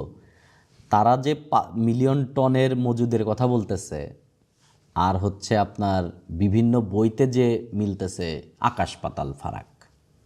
7,823 কোথায় আর হচ্ছে এইটা কোথায়? সো আমরা ওইভাবে বলবো না, এই বইটয়ের ডেটা বলবো না, আমরা সরকারি ডেটা বলবো। আপনি বলবেন বাংলাদেশ খনিজ সম্পদ উন্নয়ন ব্যুরোর ওয়েবসাইটে, আপনারা যেয়ে দেখবেন এখানে সবে যে আমি দুইটা দিছি, কঠিন শিলা আর এইটা, এই যে কয়লা, পিট কয়লা, এগুলো চাপ দিলে এরকম ডেটা পাওয়া যায়, খনি কয়টা আছে, কতগুলো আছে আর কি, সিলিকা বালু, সাদা মাটি, খনিজ বালু কী পরিমাণ আছে, এগুলো সব এইরকমই চার্ট। এটা খনিজ সম্পদ উন্নয়ন ব্যুরো, এটা লিখে সার্চ দিলে আপনি ওদের ওয়েবসাইটে চলে যাবেন, ওয়েবসাইটে গিয়ে আপনি ডেটাটা দেখে নেবেন যে কার কী পরিমাণ মজুদ আছে। সো যেহেতু সরকারি ডেটা, আমরা এটাই দিব যে খনিজ সম্পদ উন্নয়ন ব্যুরো তথ্য মতে মজুদের পরিমাণ সব মিলায় কত, 3,000 মতন হবে, সব কয়টা যোগ করলে, যোগ করে দেখবেন। সো কয়লা একটা ব্যাপার, কয়লা নিয়ে বড়পুকুরিয়া তাপবিদ্যুৎ কেন্দ্র একটা আছে আমাদের 525 মেগাওয়াটের। বড়পুকুরিয়া তাপবিদ্যুৎ কেন্দ্রের 525 মেগাওয়াট আমরা সাপ্লাই দিতে পারি না, এটা একটা বড় ক্রাইসিস। কেননা ওইখানে যে কয়লা আছে, আপনারা ওইখানে গেলে দেখবেন যে কয়লা খনি থেকে ডাইরেক্ট বেল্টে করে পাওয়ার প্ল্যান্টে কয়লা চলে যাচ্ছে। এই 525 মেগাওয়াটের ক্রাইসিস আছে। 525 মেগাওয়াটকে অ্যাক্টিভ রাখার জন্য যে পরিমাণ কয়লার প্রয়োজন পার ডে, সেই পরিমাণ কয়লা খনি থেকে উত্তোলন হয় না। সো দ্যাটস এটা করতে পারে না। চাইনিজ কোম্পানি ওভারওয়েলমিং মানে নামক একটা টার্ম আছে। এই টার্মটা হচ্ছে আপনার ইয়ের সাথে, মানে বিদ্যুৎ কেন্দ্রের সাথে খুবই জড়িত একটা টার্ম, যে ওভারহেলিং বলে আর কি, বা ওভারহোলিং বোধহয়, ওভারহোলিং। তো ওভারহোলিংটা কি, একটা পাওয়ার প্ল্যান্টে তো অনেক ধরেন অনেক মেশিনারি থাকে, এইখান থেকে জেনারেটর থেকে শুরু করে টারবাইন প্রচুর কিছু থাকে এটার মধ্যে। সো এই সমস্ত তো হেভি মেশিনারি, একটা নির্দিষ্ট সময় পর পর এটা টেস্ট হওয়া প্রয়োজন আর কি, এটার ফিটনেস দেখা এবং এর মধ্যে যদি কোনো ইরোর থাকে সেই ইরোরগুলো সংশোধন করা। এই একটা নির্দিষ্ট টাইম পর পর এই ওভারহোলিং করা লাগে পাওয়ার প্ল্যান্টগুলোকে। তো কয়েকটা ইউনিটের এরকম জটিলতার কারণে সেপ্টেম্বরের দিকেরকার তথ্য জানতাম আমি যে ওভারহোলিং হচ্ছে না দেখে ধরেন পাওয়ার প্ল্যান্ট চালাতে পারতেছে না তারা। কেননা ওভারহোলিং মানে রিপোর্ট আসে না, এই কোথায় ইউরিওর আছে কিনা, এখন তো চালাইলে যে কোনো একটা দুর্ঘটনা ঘটতে পারে। দুইটা কারণ, একটা হচ্ছে যন্ত্রপাতিগত কারণ, আর সবচেয়ে বড় কারণ হচ্ছে নির্দিষ্ট সাপ্লাই দিতে পারে না। 525 মেগাওয়াট তারা সাপ্লাই দিতে পারে না। আমি যতদূর জানি 130 থেকে 200 মেগাওয়াট পর্যন্ত তারা সাপ্লাই দেয়, যদিও পাওয়ার প্ল্যান্টটা 525 মেগাওয়াটের পাওয়ার প্ল্যান্ট। সো আমাদের যে পরিমাণ কয়লা মজুদ আছে এবং যে পরিমাণ কয়লার চাহিদা আছে, সে তুলনায় মজুদ খুবই নগণ্য। এবং আমাদের বড় বড় দুইটা কয়লার পাওয়ার প্ল্যান্ট হয়েছে, একটা হচ্ছে রামপাল আর একটা হচ্ছে আপনার তো আপনার হচ্ছে পায়রা তাপবিদ্যুৎ কেন্দ্র, এবং দুইটাই খুবই বড় বড় পাওয়ার প্ল্যান্ট, এবং তার প্রচুর পরিমাণে হচ্ছে আপনার বিদ্যুৎ মানে কয়লার চাহিদা আছে, যে কয়লাগুলো আমরা বাইরে থেকে ইম্পোর্ট করতেছি। কেননা আমাদের অভ্যন্তরীণ যে কয়লা আছে, সেই কয়লা আসলে শুধু বড় পুকুরিয়াকে চালানোই আমাদের জন্য টাফ। সো সেক্ষেত্রে আমরা অ্যাকচুয়ালি বাইরে থেকে আমদানি করি, এবং এইগুলো নিয়ে আরও ক্রাইসিস আছে, আমরা ধীরে ধীরে আলোচনা করবো। এটা একটা জিওপলিটিক্যাল রিজন আছে, আমরা কই থেকে কয়লা আনি, কেন আনি, এইগুলো নিয়ে। এবং রামপাল পায়রার জিওপলিটিক্যাল দিক দিয়ে বাংলাদেশের অবস্থা কী, এটাকে অন্য দেশ অ্যাডভান্টেজ নিচ্ছে কিনা, এগুলো নিয়েও আমরা একদিন ডিসকাশন করবো আর কি। কঠিন শিলা হচ্ছে আপনারা বাড়িটারি তৈরি করতে যে পাথর, বা রাস্তায় যে পাথর দেখেন, বা রেল লাইনের যে পাথর দেখেন, এইগুলাই হচ্ছে কঠিন শিলা। বাংলাদেশে এই কঠিন শিলাগুলো পাওয়া যায় হচ্ছে ওই যে মধ্যপাড়া, বড়পুকুরিয়ার আশপাশেই, দিনাজপুরের মধ্যপাড়াতে। এবং এইখানে প্রায় মজুদ আছে হচ্ছে 771 মিলিয়ন মেট্রিক টন আর কি। এটাও হিউজ একটা অ্যামাউন্ট, এবং এটাও উত্তোলন করা হচ্ছে, এবং এটাও আবিষ্কার করে হচ্ছে জিএসবি বা ভূতাত্ত্বিক জরিপ অধিদপ্তর। এটা 1974 সালে এটা হয়। এই হচ্ছে, তাহলে আপনি এখন খনিজ সম্পদ উন্নয়ন ব্যুরো থেকে অন্যান্য খনিজ সম্পদগুলোও আপনি দেখে নিতে পারবেন যে কী আছে, কোথায় আছে, কী পরিমাণে আছে। সো আজকে আপনি খনিজ সম্পদ নিয়ে একটু ধারণা পাইলেন, আর আপনারা যারা প্রিলিমিনারি আছেন তারা একটা ওভারঅল ধারণা পাইলেন যে স্ট্রাকচারটা অ্যাকচুয়ালি কেমন। তো আমরা এখন একটু ডাইজেস্টের দিকে মনোযোগ দিব, সেটা হচ্ছে আমাদের চ্যাপ্টার 2 বাংলাদেশ কৃষি সম্পদ। এটা ওই প্রাকৃতিক সম্পদেরই অংশ বিশেষ। তো প্রচুর কিছু লেখা আছে, এত কিছু পড়বো না, অনেক ডেটা আছে ভাই, এগুলো দেখলে মাথা ঘোরায়। এগুলো আমরা পড়বো না, অনেক কিছুই পড়বো না। আপনি আলাপ আলোচনা শুনলেন, এ দিয়ে আপনি অনেক কিছু ধারণা করতে পারবেন। এরপরে ডাইজেস্ট থেকে আমরা এখন আলাপ আলোচনা করব, তাহলে আপনি বুঝে যাবেন যে কি কি পড়তে হবে এবং এগুলাই আপনারা দাগিয়ে দাগিয়ে পড়বেন। ওকে, একটা মন্ত্রণালয়ের আন্ডারে অনেকগুলো প্রতিষ্ঠান থাকে, কোনো অধিদপ্তর থাকে, দপ্তর থাকে, ইনস্টিটিউশন থাকে অনেকগুলা, বাট এদের মাদার অর্গানাইজেশন হচ্ছে মন্ত্রণালয়। সো কৃষি মন্ত্রণালয়ের আন্ডারে অনেকগুলা প্রতিষ্ঠান আছে, ধরেন পরমাণু কৃষি গবেষণা ইনস্টিটিউট, তারপরে হচ্ছে কৃষি সম্প্রসারণ অধিদপ্তর বিএডিসি, তারপরে হচ্ছে বাংলাদেশ কৃষি গবেষণা কাউন্সিল, কিছু নাম দেওয়া আছে। এগুলা জাস্ট নামটা জানবেন, কেননা এই সমস্ত প্রতিষ্ঠানের নাম পরবর্তীতে আপনি যেহেতু সিভিল সার্ভিসের জন্য যাচ্ছেন, এগুলোর নাম জানা থাকা দরকার ধীরে ধীরে আর কি। তো আপনি এটা জানলেন, এগুলো নিয়ে কোনো কোশ্চেন আসবে? উত্তর হচ্ছে না। ওকে, কৃষিকার্যের মাধ্যমে উৎপাদিত সম্পদ বা ভূমিতে উৎপাদিত ফসলগুলোকে কৃষি সম্পদ বলে, এটা তো আপনারা এমনি জানেন, এটা আর জানার দরকার নাই। এত অর্থবছর হিসাবে রপ্তানিতে প্রাথমিক অবদান কাঁচা পাটের এত, রপ্তানিতে কাঁচা পাট এত পার্সেন্ট, এই এত পার্সেন্ট, সেই এত পার্সেন্ট রপ্তানি করছেন। বাংলাদেশের মোট রপ্তানি আয়ের মধ্যে চা 0.01%। এইগুলা কিছুই পড়বো না ভাই, মাথা খারাপ হবে, ঠিক আছে? এগুলো আমরা পড়বো না, এগুলোর দরকারও নাই আসলে। একটা জিনিসই এখানে দরকার, সেইটা 2023-24 তথ্য বছরে আমাদের কৃষিক্ষেত্রে যে অবদান ছিল জিডিবিতে।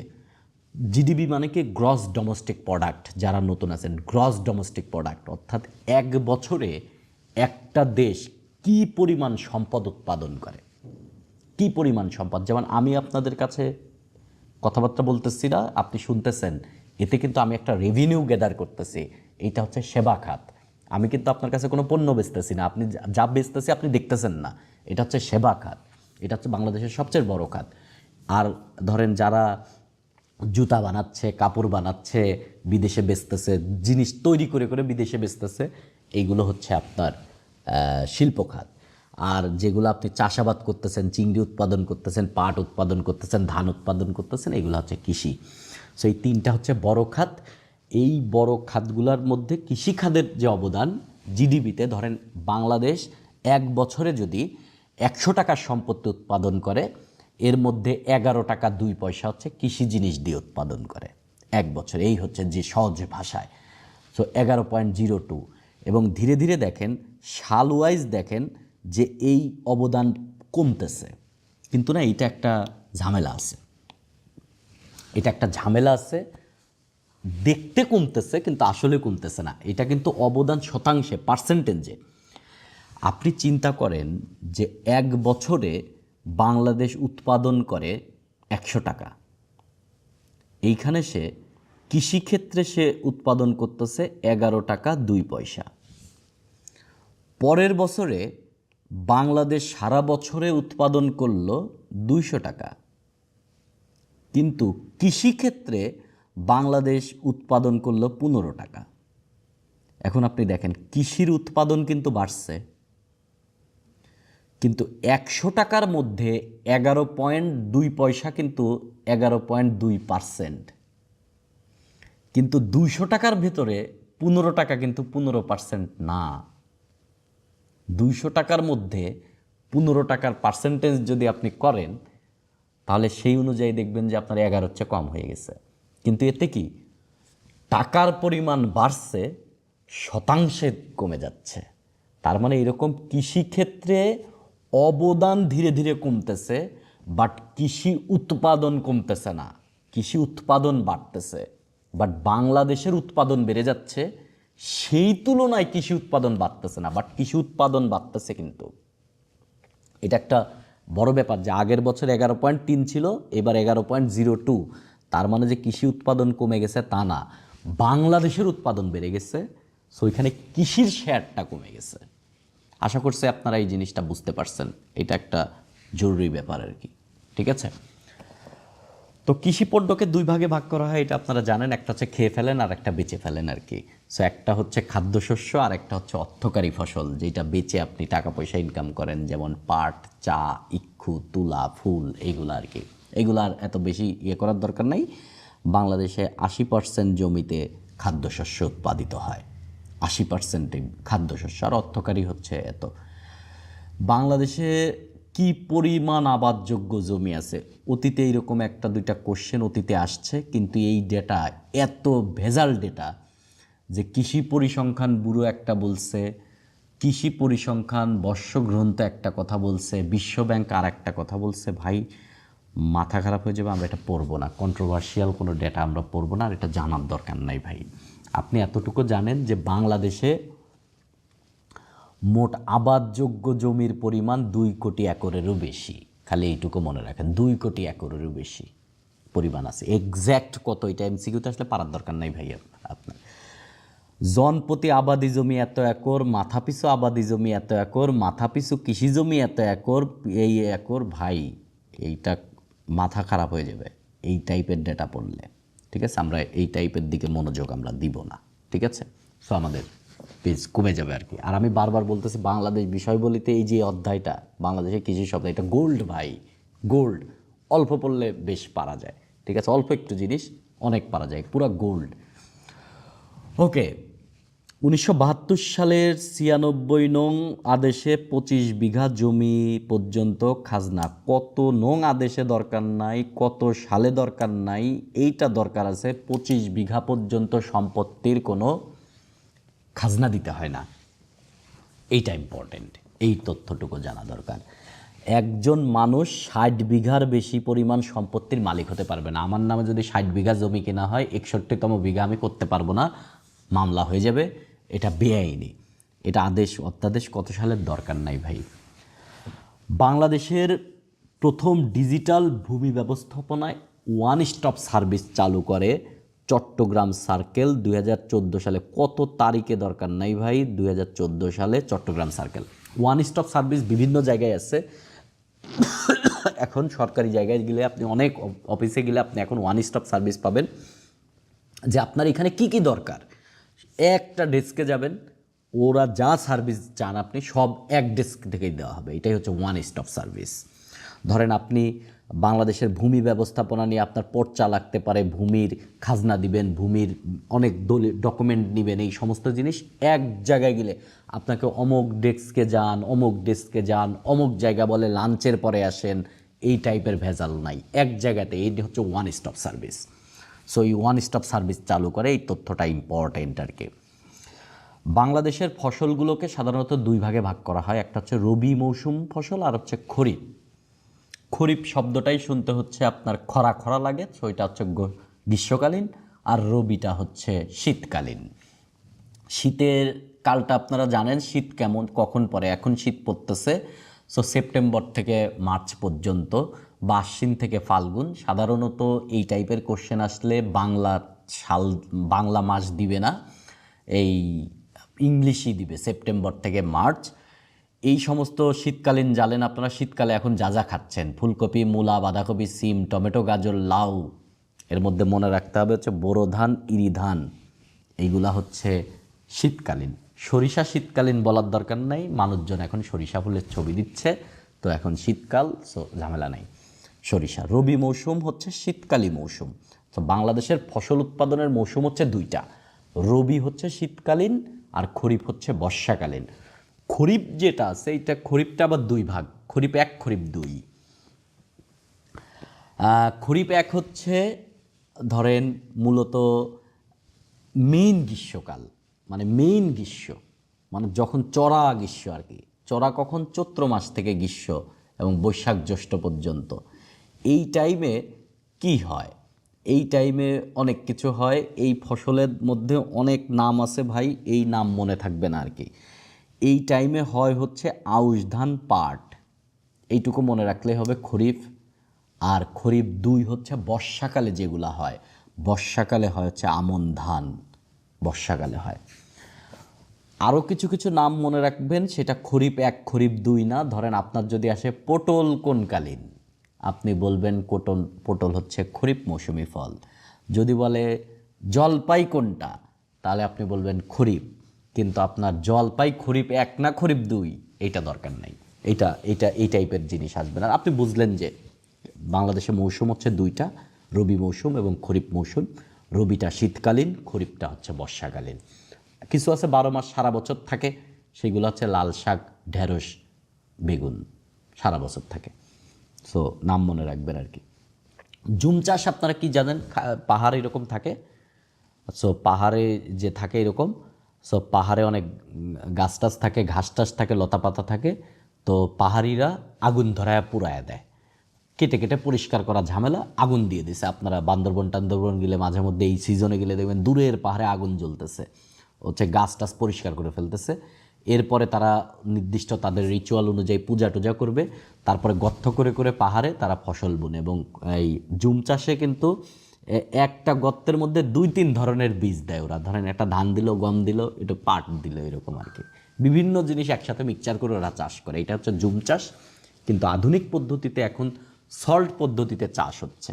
সল্ট, এই যে জুম চাষের বিকল্প হচ্ছে SALT, এটা হচ্ছে sloping agricultural land technology. Sloping agricultural land technology, এইরকম আপনারা গুগলে অনেক ছবি দেখবেন যে হচ্ছে পাহাড়, সেই পাহাড়ে এরকম এরকম করে। আচ্ছা, আমরা এটা ডাইরেক্ট গুগলে যাই, গুগলে গিয়ে একটা ছবি দেখে আসি, তাহলে সুবিধা হবে।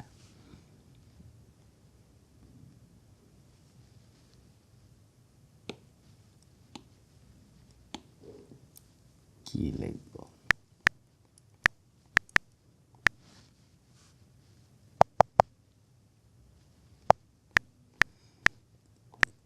আপনারা এগ্রিকালচারের যারা আছেন তারা বোধ হয় এই জিনিসটা,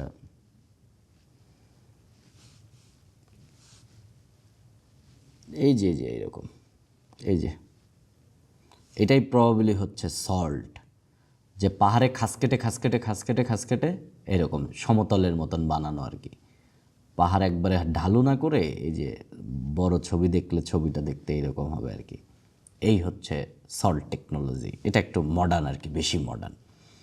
সো এই হচ্ছে সল্ট। তাহলে জুম চাষের বিকল্প হচ্ছে সল্ট। আর জুম তো আপনারা বহু গান টান শুনছেন, চল দতং পাহাড় জুম ঘরে পূর্ণিমা রাত বর্ষা দিনে, এরকম গান টান প্রচুর শুনছেন। সো আশা করি এইগুলো আপনারা জানেন আর কি। খাদ্যশস্যতে আপনারা জানেন বাংলাদেশে আগেই বলে আসছে 70-60% জমিতে খাদ্যশস্য হয়, যেগুলো আপনারা খেয়ে ফেলেন আর কি। বাংলাদেশের শস্য ভাণ্ডার বলা হয় বরিশালে, প্রচুর নদ নদী আছে তো বরিশাল দিয়ে। সো বরিশাল বিভাগ আর কি, টোটাল প্রচুর নদ নদী আছে।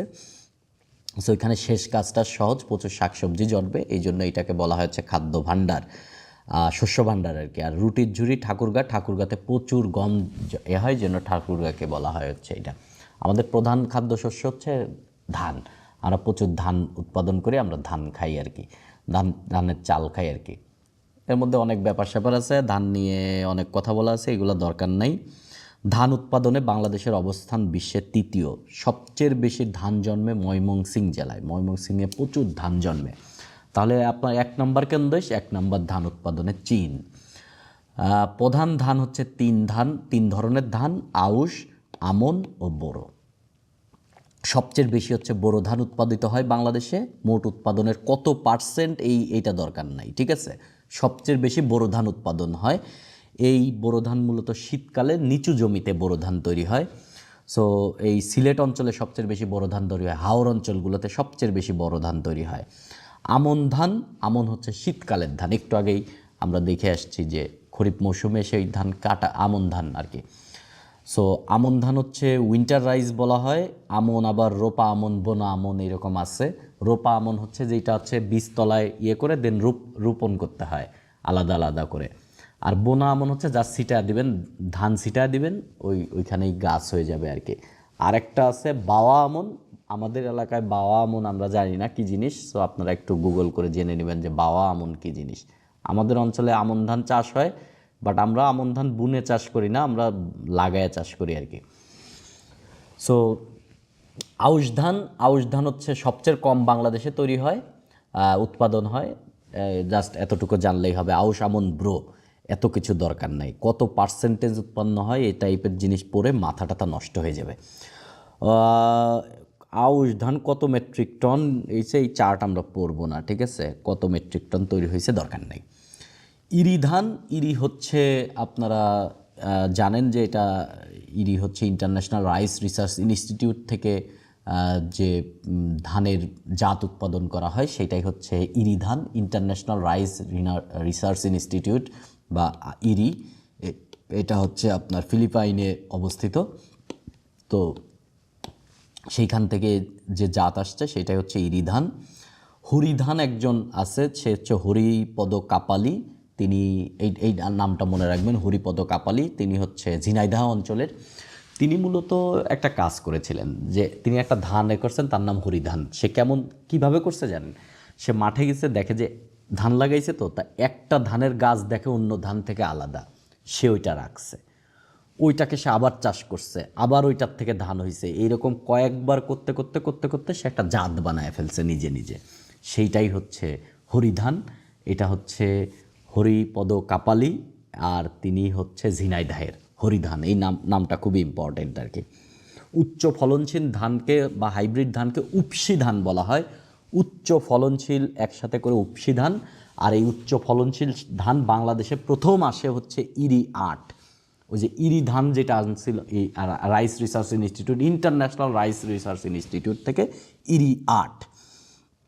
বাংলাদেশেও ধানের জন্য হচ্ছে পরমাণু গবেষণা ইনস্টিটিউট আছে, Bangladesh institute of nuclear research, বা হচ্ছে এটাকে বলা হচ্ছে বিনা, বাংলাদেশ ইনস্টিটিউট অফ হচ্ছে নিউক্লিয়ার এগ্রিকালচার বলে। হচ্ছে আপনার এই ময়মনসিংহ কৃষি ইউনিভার্সিটির পাশে। সো তারা যে ধান উৎপাদন করে সেটাকে বলা হচ্ছে বিনা। আর বিরি আছে বাংলাদেশ রাইস রিসার্চ ইনস্টিটিউট, তারা যে ধানের জাত উৎপাদন করে তাদেরকে বলা হচ্ছে বিরি ধান। সো অনেক নাম আছে, একটা নাম আমরা মনে রাখবো, সেটা হচ্ছে বিরি ধান ১০৫। এটা ডায়াবেটিকের জন্য খুবই আর কি। আরও কতগুলো নাম আমরা মনে রাখবো। কাটারিভোগ দিনাজপুর অঞ্চলের ধান, বালাম ধান হচ্ছে বরিশাল অঞ্চলের, কালিজিরা হরিধান ঝিনাইদহ অঞ্চলের আমরা মনে রাখছি, কালিজিরা নোয়াখালী অঞ্চলের। আর কিছু পড়ার দরকার নেই ভাই। সো এটা মুখস্থ করে রাখতে হবে, কিছুই করার নাই।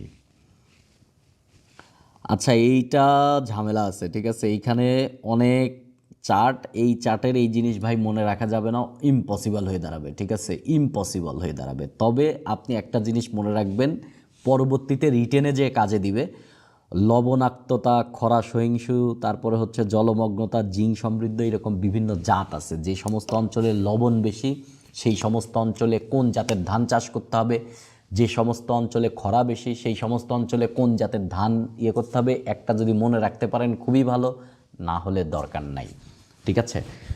এটা মনে রাখা পসিবল না ভাই, মানুষের পক্ষে পসিবল না। যে যদি আপনাকে বলা হয় বিরি ১০০ কি ধান, আপনি বললেন বিরি ১০০ জিং সমৃদ্ধ ধানের জাত, এটা ইম্পসিবল ভাই আমার দৃষ্টিতে। বাংলাদেশের দ্বিতীয় প্রধান খাদ্য হচ্ছে গম। সো গম হচ্ছে শীতকালে উৎপাদিত হয়, এখন মানুষ গম বুনতেছে। উত্তরাঞ্চলে প্রচুর গম হয়, সবচেয়ে বেশি হয় হচ্ছে আপনার উত্তরাঞ্চলে হচ্ছে সবচেয়ে বেশি। দাঁড়ান আমি একটু টাইম নিই।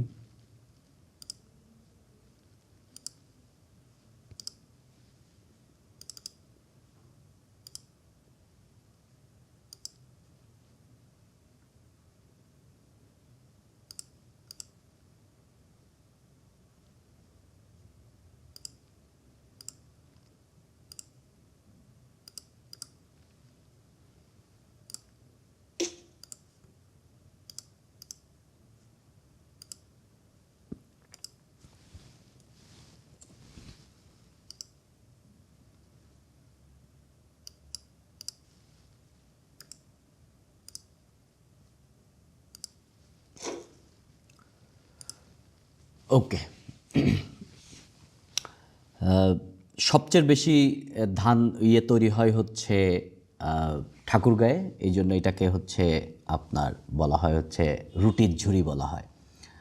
অর্থকারী ফসলের মধ্যে আপনাদের সবচেয়ে বড় অর্থকারী ফসল হচ্ছে বাংলাদেশের পাট, এবং এটাকে সোনালী আঁশ বলা হয়। পাটের জীবন হচ্ছে ১০০ থেকে ১২০ দিন, এই মধ্যে পাট তৈরি হয়। এবং সোনালী আঁশ বলা হয়। ২ প্রকারের পাট, এই কথাটা ঠিক না, সো দরকার নাই। আরও অনেক পাট আছে, তোষা পাট এবং দেশি পাট ছাড়াও আরও অনেক আছে। ৬ মার্চ পাট দিবস, এটা আমরা মনে রাখবো। সবচেয়ে বেশি পাট উৎপাদিত হয় হচ্ছে ফরিদপুর জেলায় বা ফরিদপুর অঞ্চলে, এটা আমরা মনে রাখবো।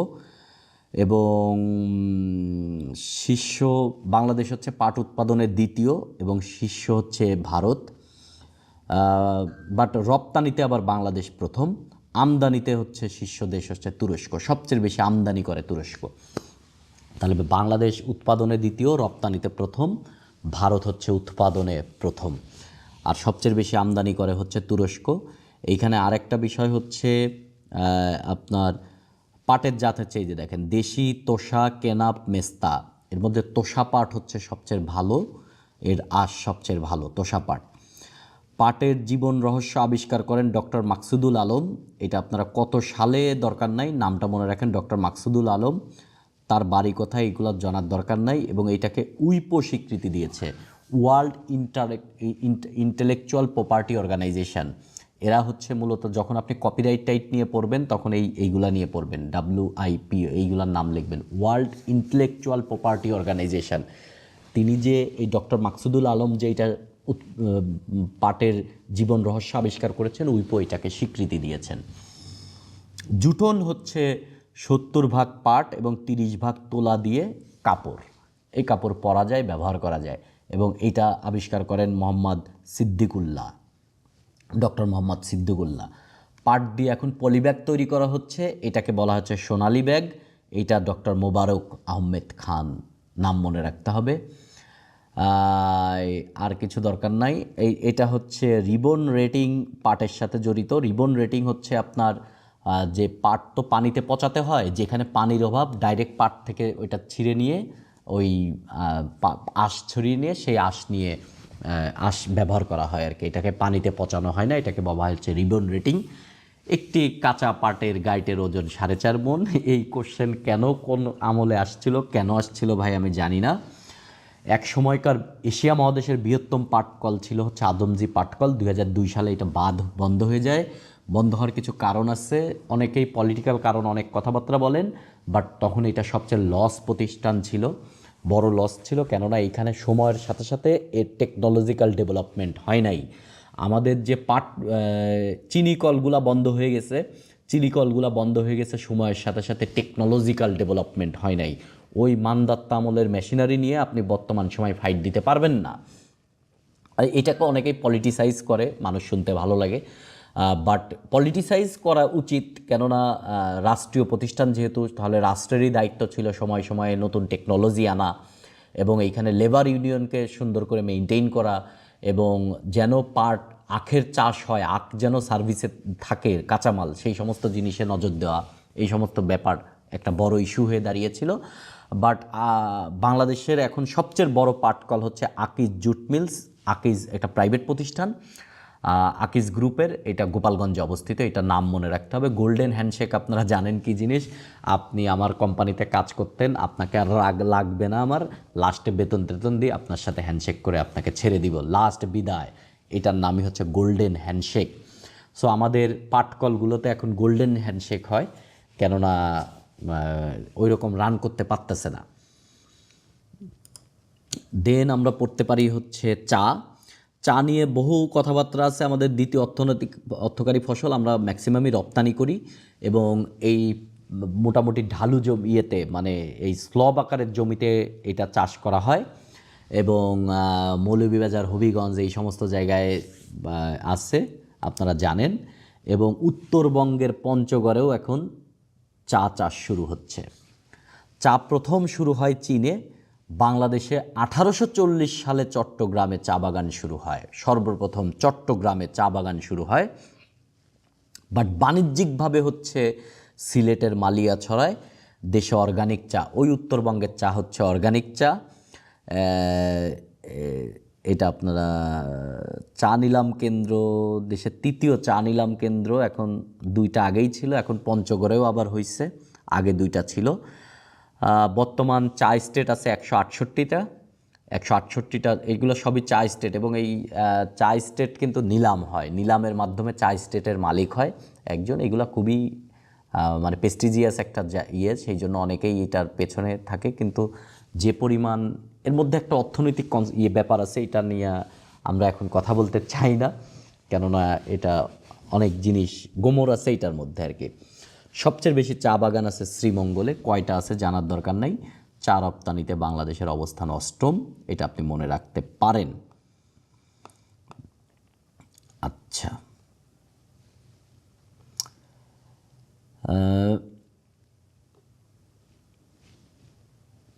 আজকের লেকচারে আপনারা এই পর্যন্তই পড়েন।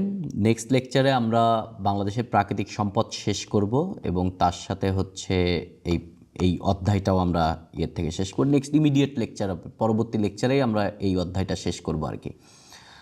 এই টোটাল বাংলাদেশের কৃষি সম্পদ বা প্রাকৃতিক সম্পদ প্রিলিমিনারিতে আপনারা এতটুকু বুঝলেন, যারা প্রিলি দিবেন যে সব তথ্য পড়তে হয় না, ডাইজেস্ট একটাই পড়তে হবে, বাট সব তথ্য পড়তে হবে না। কিন্তু এর মানে এই না যে আপনি শুধু ওই তথ্য পড়লেই আপনার প্রিলি পাস হয়ে যাবে। আপনার প্রিলি পাস হয়ে যেতে আপনাকে আরও কিছু ব্যাপার জানা লাগবে। এই যে ধরেন আপনি গল্প শুনতেছেন, ধরেন রিটেনের মতন করে আমি অনেক গল্প শোনাচ্ছি, আপনি অনেক শুনতেছেন। একটা ছেলে আমাকে মেইলও করেছে যে শুধু প্রিলির দিকে মনোযোগ দিলে ভালো হয়। আর শুধু প্রিলির দিক দিয়ে মনোযোগ দিলে আপনাকে এরকম ডাইজেস্ট পড়াতে হবে, ডাইজেস্টের তথ্যই যে বাংলাদেশে পার মাথা পিছু জমি কত এইগুলো মুখস্থ করাতে হবে। প্রিলি এরকম জিনিস না ভাই, রিজিড যে ইনফরমেশন, এই ইনফরমেশনগুলো আপনি জানবেন এবং আপনি মেন্টালি বড় হবেন। পরীক্ষার হলে গিয়ে আপনি ওইগুলো এমনি পারবেন। এবং জানেন, আমি যখন প্রিলি দিয়েছি 43rd 44th, আমার প্রিলি ঢোকার আগে আমার মনে হয়েছে আমি তো কিছুই পারবো না, কিছুই মাথার মধ্যে নাই, কিছুই মনে নাই। বাট কোশ্চেন দেখেই বোঝা যায় যে ওইটা উত্তর হবে, এটা উত্তর হবে না। এর জন্য আপনাকে মেন্টালি বড় হতে হবে। আমরা দু একজনের সাথে এখন কথা বলি। কিছু লোক আছেন রোজই হ্যান্ড রেজ করেন, তাদের সাথে আজকে কথা না বলে নতুন মানুষগুলোর সাথে কথা বলি। যুথিকা রয়, কথা বলেন। স্যার আসসালামু আলাইকুম। ওয়ালাইকুম আসসালাম ভাই। ভালো আছেন? ভালো আছি ভাই, বলেন। স্যার আমার প্রশ্নটা হচ্ছে আপনি তো আমাদের ইংলিশ গ্রামারটা পড়ান না, তো স্যার ওখান থেকে একটা কোশ্চেন করবো যদি আপনি পারমিশন দেন। হ্যাঁ, শিওর শিওর। স্যার আমরা এটা কিভাবে পড়তে পারি? হয়েছে কি স্যার, 4 বছর আগে অনেক পড়েছি, তো অনেক কিছু হয়তো ভুলে গেছি। এখন স্যার প্রিপারেশন নিতে যে এটা নিয়ে স্যার সব থেকে বেশি কষ্ট হচ্ছে। এবং এক নম্বর কথা হচ্ছে প্রিলিমিনারি দেন, রিটেন দেন, যাই দেন, সবার আগে পড়তে হবে একটা বই, ক্লিফস্টোফেল। আমি বারবার এই বইটার নাম বলেছি। ক্লিফস্টোফেল বাজারে 70 টাকায় হলুদ কালারের একটা সস্তা বই কিনতে পাওয়া যায়, বাট ওয়ার্ল্ডের সবচেয়ে বেস্ট বই আই থিঙ্ক। এইটা আপনি বোধহয় 39 নাম্বার পেজ থেকে গ্রামার শুরু হয়েছে, সেই গ্রামার পড়া শুরু করবেন। এইখানে প্র্যাকটিস 1-এ যাবেন। প্রথমে কিছু বলা আছে, দেন একটা প্র্যাকটিস আছে, ওই প্র্যাকটিস করবেন। ওইখানে আপনি পেন্সিল দিয়ে বইয়ের উপর দাগায় দাগায় পড়বেন। এরপরে 200 সামথিং পেজের দিকে গিয়ে এইগুলার উত্তর দেওয়া আছে, সেই উত্তরগুলো আপনি পড়বেন। এইভাবে পড়তে পড়তে আপনি মিনি টেস্ট আছে, সামনে যেতে যেতে যেতে যেতে দেখবেন মিনি টেস্ট আছে, 2-3টা মিনি টেস্ট পর্যন্ত আপনি ক্লিফস্টোফেল পড়বেন। ক্লিফস্টোফেল যখন আপনার পড়া হয়ে যাবে এবং ক্লিফস্টোফেল পড়ে আপনি যখন আনন্দ পাবেন এবং আপনার মনে হবে আরে বইটা তো চমৎকার, গ্রামার তো চমৎকার এইখানে, দেন আপনি বুঝবেন যে ক্লিফস্টোফেল আপনি পড়তে পেরেছেন এবং এইটা আপনার ভেতরে ভ্যালু অ্যাড করেছে। দেন আপনি ডাইজেস্ট পড়বেন, শুধু আর কিছু পড়া লাগবে না। Thank you sir. স্যার আর হচ্ছে ভোকাবুলারি, স্যার যদি রিটেনটা ভোকাবুলারির জন্য আমি কি করবেন, আচ্ছা আপনারা যারা নতুন আছেন, আমি আপনাদেরকে আগের একটা লেকচারের লিঙ্ক আজকে দিয়ে দিব। এই লেকচারের আগের পোলাপাইনের লেকচার, সেই লেকচারটার লিঙ্ক আপনাদেরকে দিয়ে দিব। এটা লাভ আছে। ওই লিঙ্কে আমি অ্যাকচুয়ালি কিভাবে ইংলিশ পড়বেন সেটা নিয়ে আমি কথাবার্তা বলেছি এবং ভোকাবুলারির যে লিস্টটা, সেই লিস্টটাও আমি ওদেরকে প্রোভাইড করেছিলাম। আপনাদেরকে দিয়ে দিব, প্রবলেম হবে না, আজকেই দিয়ে দিব। আরেকজন কথা বলেন, দেব 16। থ্যাংক ইউ স্যার সুযোগ দেওয়ার জন্য। আমার আসলে কোয়েশ্চেনটা ছিল প্রিভিয়াস 2টা ক্লাসে, যদি আপনি অনুমতি দেন। শিওর শিওর শিওর স্যার সেটা হচ্ছে যে ওই ইসরায়েল কনফ্লিক্ট নিয়ে আপনি একটা ক্লাস নিয়েছিলেন, দারুণ ছিল ক্লাসটা। তো সেখানে একটা গুরুত্বপূর্ণ কথা বলেছিলেন যে কিভাবে আসলে ইসরায়েল প্যালেস্টাইন কনফ্লিক্টের ক্ষেত্রে দেখা যায় যে এই এদের যে ম্যাপটা, মিডল ইস্টের ইসরায়েলের এই ম্যাপটা, এটা totally created by the west, by the external nations. তো এখানে স্যার দেখা যায় টাইম ফ্রেমটা, এদের এই ক্রাইসিসটা কোল্ড ওয়ার পিরিয়ড থেকে শুরু করে আজকে অবধি সেটা বিদ্যমান আর কি, কনফ্লিক্টটা। তো আমরা কোল্ড ওয়ার পিরিয়ডের ব্যাপারে জানতে পারি যে স্যার এই পুরো সময় যে কনফ্লিক্ট গুলো হয়েছিল, ইনক্লুডিং বাংলাদেশের লিবারেশন ওয়ার অথবা সবগুলো ক্ষেত্রে দেখা যায় কি যে কোনো কিছু ঘটলে, বা ভিয়েতনাম ওয়ার, ওই ওয়েস্ট যেদিকে যায় দেখা যায় হচ্ছে যে আমাদের ইউএসএসআর তার উল্টা দিকে হচ্ছে যে তারা তৈরি করে, ফোর্স তৈরি করে। তো আমি যখন এটা নিয়ে স্টাডি করতে গেলাম, আপনার নোটে ছিল যে ডিপ্লোম্যাটিক কিছু অ্যাকশন ইউএসএসএন নিছিল এই আপনার ইসরায়েল প্যালেস্টাইন ক্রাইসিসের ক্ষেত্রে, যেহেতু ওয়েস্ট এখানে হাইপার অ্যাক্টিভ ছিল, কিন্তু ওইরকম মানে ডিরেক্ট কনফ্রন্টেশনের জায়গায় তারা জানে দে আর নট দ্যাট মাচ।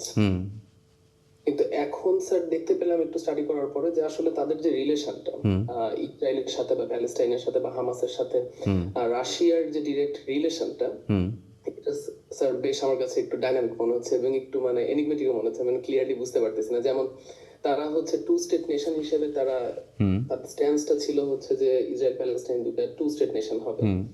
পরে দেখা যায় যে, এবং ওরা হচ্ছে যে একটা জিউস আরব বায়োলেটারাল একটা স্টেটের কথা বলছিল, কিন্তু দেখা যায় যে তাদের এই রিলেশনশিপটা অনেক রকম ভাবে চেঞ্জেস এর মধ্যে দিয়ে যায়।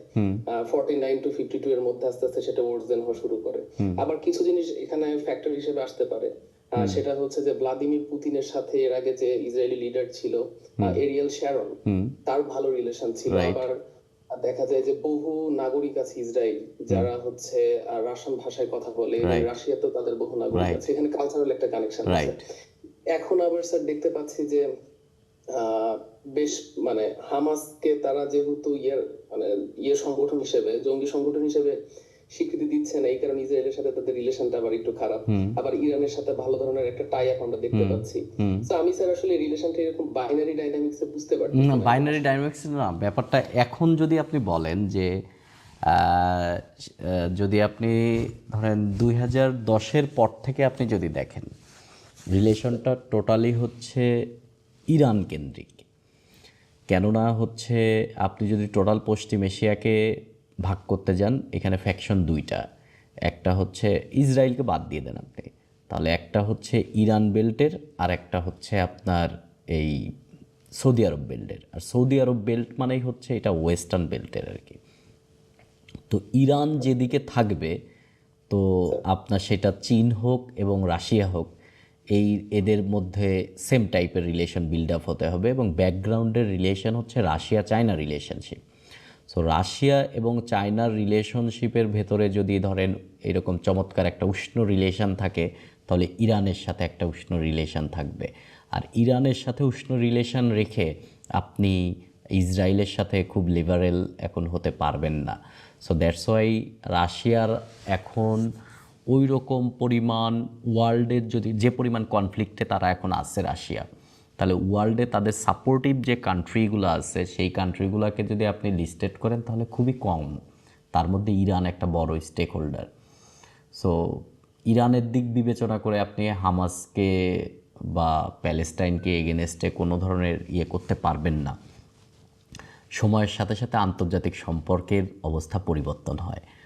স্যার এই ক্ষেত্রে ভূমিকা রাখতেছে ইরান, রাশিয়ার রিলেশনটা বেশি, কিন্তু ওয়েস্ট বনাম ইস্ট বা ওয়েস্টের ইস্টওয়ার্ড এক্সপানশনের যে থিওরির উপরে রাশিয়া অনেক বেশি কনফ্রন্ট করে, সেটা এখানে না, এটা অতটা কাজ করতেছে না, অতটা এখানে কোনোভাবেই কাজ করতেছে না যে কোল্ড ওয়ারের সময় যে ও যেদিকে যাবে তার উল্টা দিকে যেতেই হবে, ব্যাপারটা এখন ওইরকম নাই। আর একটা স্যার কোশ্চেন ছিল, এটা একটু স্টুপিড কোশ্চেন মনে হতে পারে, সেটা হচ্ছে স্যার গত ক্লাসে আপনি এনজিও এবং এই ধরনের অর্গানাইজেশন গুলো কিভাবে ফাংশন করে সেগুলো বলছিলেন আর কি। আমার স্যার মাথায় যে বেসিক কোশ্চেনটা আসে সেটা হচ্ছে যে এই অর্গানাইজেশন গুলো আসলে ফিন্যান্সড বাই হোম? এখন যদি ফিন্যান্সড বাই যদি ডিরেক্ট কোনো দেশ বা গভর্নমেন্ট বা এরকম হয়, সেই ক্ষেত্রে তাদের ন্যারেটিভটা সেটা কি তার ভ্যালুটা হারায় কিনা? ফর এক্সাম্পল অবশ্যই আমার এখানে রোহিঙ্গা ক্রাইসিস আছে, তো রোহিঙ্গা ক্রাইসিসের ইস্যুতে আমার এখানে রোহিঙ্গা রিলেটেড যে এনজিও গুলা কাজ করবে সেগুলো যদি ইউএস অরিজিনেটেড বা ওয়েস্ট অরিজিনেটেড হয়, তাহলে তাদের ন্যারেটিভটা পুরোপুরি আমি মানে ইউএস এর kind of sub government narrative হিসেবে। অবশ্যই এগুলোকে বলা হচ্ছে এরাও এক প্রকারের ডিপ স্টেটের মতন কাজ করে। ধরেন তাহলে স্যার আমার এই ট্রান্সপারেন্সি ইন্টারন্যাশনাল বাংলাদেশ যেটা আছে, তারা হয়তো দুর্নীতি নিয়ে কথা বলছে, তাহলে আমি কি ধরে নিব এটা মানে ওই দেশ বলছে, লন্ডন বলছে এরকম, বা তাদেরকে টাকাটা আসলে কে দেয়? মানে তারা টাকা এটা হচ্ছে যখন আপনার একটা যখন হচ্ছে বিভিন্ন দাতা গোষ্ঠী আছে, এই দাতা গোষ্ঠী হতে পারে একটা রাষ্ট্র, হতে পারে একটা বড় অর্গানাইজেশন, হতে পারে একজন ব্যক্তি। এরকম অনেক মানুষ আছে ওয়ার্ল্ডে যে ধরেন কোনো কিছুই নাই, সে তার সমস্ত সম্পত্তি মৃত্যুর সময় ধরেন আপনার এরকম একটা অর্গানাইজেশনকে দিয়ে গেছে। ম্যাক্সিমাম এরকম দেয় হচ্ছে আপনার এই রেড ক্রসকে। যেমন ঢাকার মিটফোর্ড হাসপাতাল, যেটা sir Salimullah medical college Mitford হাসপাতাল, যেমন ঢাকা মেডিকেল কলেজ ও হাসপাতাল, কিন্তু sir Salimullah medical college Mitford হাসপাতাল। এই যে যিনি মিটফোর্ড, তিনি কিন্তু তার সমস্ত সম্পত্তি, তার যা ওই আমলে আর কি ব্রিটিশ পিরিয়ডে, তিনি মিটফোর্ড হাসপাতালের নামে দিয়ে গিয়েছেন। তো এইরকম বিভিন্ন যা আছে, আর ম্যাক্সিমাম যদি আপনি বলেন যে বর্তমান যে সমস্ত এনজিও ফাংশন করে, এগুলো রাষ্ট্র দেয়, বা রাষ্ট্র নিজে না দিলে রাষ্ট্র তার কোনো ম্যানকে দিয়ে দেয়, বা তার কোনো বিল্ট ইন অর্গানাইজেশন আছে তার মাধ্যমে দেয়। ব্যাকগ্রাউন্ডে থাকে একটা রাষ্ট্র, এবং এই এনজিও যে দেশে যে ব্যাপারে কাজ করুক না কেন, সে ওই টাইপের ডিল করবে। যেমন ধরেন আপনার এশিয়া এবং প্রশান্ত মহাসাগরে যদি আমরা খুব বড় অর্গানাইজেশন, এনজিওর থেকে একটু বের হয়ে বড় অর্গানাইজেশনের কথা যদি বলি, ধরেন এশিয়ান ডেভেলপমেন্ট ব্যাংক। এই এশিয়ান ডেভেলপমেন্ট ব্যাংক এইটা আসলে কাদের দ্বারা নিয়ন্ত্রিত হয়? এখন আপনি অ্যাপারেন্টলি বলতে পারেন জাপান, কিন্তু অ্যাকচুয়ালি জাপান না, জাপানকে সামনে রেখে নিয়ন্ত্রণ করে পশ্চিমারা। তারা শুধুমাত্র এশিয়া অঞ্চলের নিয়ন্ত্রণ করার জন্য এরকম এশিয়ান ডেভেলপমেন্ট ব্যাংক আর একটা উদ্যোগ নিল। যেহেতু পশ্চিমারা এই অঞ্চলের ম্যান না, সো তারা তাদের একজন বিশ্বস্ত ম্যান দিয়ে এটাকে পরিচালনা করা শুরু করলো এই অঞ্চলে তাদের প্রভাব বিস্তার করার জন্য। কেননা এই অঞ্চলে তাদের সবচেয়ে পোটেনশিয়াল যে রাইভালস, তারা এই অঞ্চলে বসবাস করে। কিন্তু আপনি আবার ওয়ার্ল্ড ব্যাংক যদি বড় করে চিন্তা করেন, তাহলে world bank is all about পশ্চিমাদের জিনিস। কেননা তাদের সব কিছু নিয়ন্ত্রিত হয়, ওয়ার্ল্ড ব্যাংকের সব কিছু নিয়ন্ত্রিত হয়, ধরো ওয়ার্ল্ড ব্যাংক বলেন, IMF বলেন, এরা মানে সব কিছু নিয়ন্ত্রিত হয় আমেরিকা এবং ইউরোপের ইয়েতে, এবং ওয়ার্ল্ডের ফাইন্যান্সের সমস্ত কিছু এরা নিয়ন্ত্রণ করতেছে। ইভেন ডলারের আধিপত্যকে মূলত পুশ আপ করতেছে এই টাইপের অর্গানাইজেশন। সব এরা পশ্চিমাদের জিনিস। তো এইটা হচ্ছে বড় পিকচার, আর ছোট ছোট পিকচারগুলাই হচ্ছে এনজিও। এখন এনজিওদের মাধ্যমে সংস্কৃতির একটা বড় ধরনের ইনপুট দিতে চায় বড় বড় রাষ্ট্র, ইভেন বড় বড় ম্যান, বড় বড় অর্গানাইজেশন। যেমন আমার এলাকায় যদি একটা এনজিও আসে, সেই এনজিও ধরেন আমাদের একবারে রুট লেভেলে, ধরেন পাহাড়ি অঞ্চলের একটা কমিউনিটি নিয়ে কাজ করতেছে, আপনি বলেছেন রোহিঙ্গাদেরকে নিয়ে কাজ করেছে, তাদের একটা নির্দিষ্ট সংস্কৃতি আছে, তাদের একটা মতাদর্শ আছে। কিন্তু আমি চাচ্ছি আমার বা আমার যে মতাদর্শ আর কি, সেইটা আমি তাদের ভেতরে ধীরে ধীরে দিয়ে দিব। সো বেস্ট ওয়ে হচ্ছে একটা এনজিওকে আমি এইভাবে প্রভাবিত করে তাদের মধ্য দিয়ে ছেড়ে দিই, সেই জিনিসগুলো তাদের মধ্যে ট্রান্সমিট হোক। আপনি দেখবেন একবারে রুট লেভেলে এনজিওর একজন অফিসার আসছে, একজন আপা আসছে, সেই আপা এই করে, সেই আপা এই করে। যেমন আপনি আরও ঐতিহাসিকভাবে ধরেন এনজিওদের মাধ্যমেই কিন্তু এক সময় ক্রিশ্চিয়ানিটি এশিয়া মহাদেশে ছড়ানো হয়েছে, তাই না? এরকম আর কি মতাদর্শের জন্য এরা টাকা ইনভেস্ট করে আর কি। থ্যাংক ইউ স্যার, এই সময়গুলো দেওয়ার।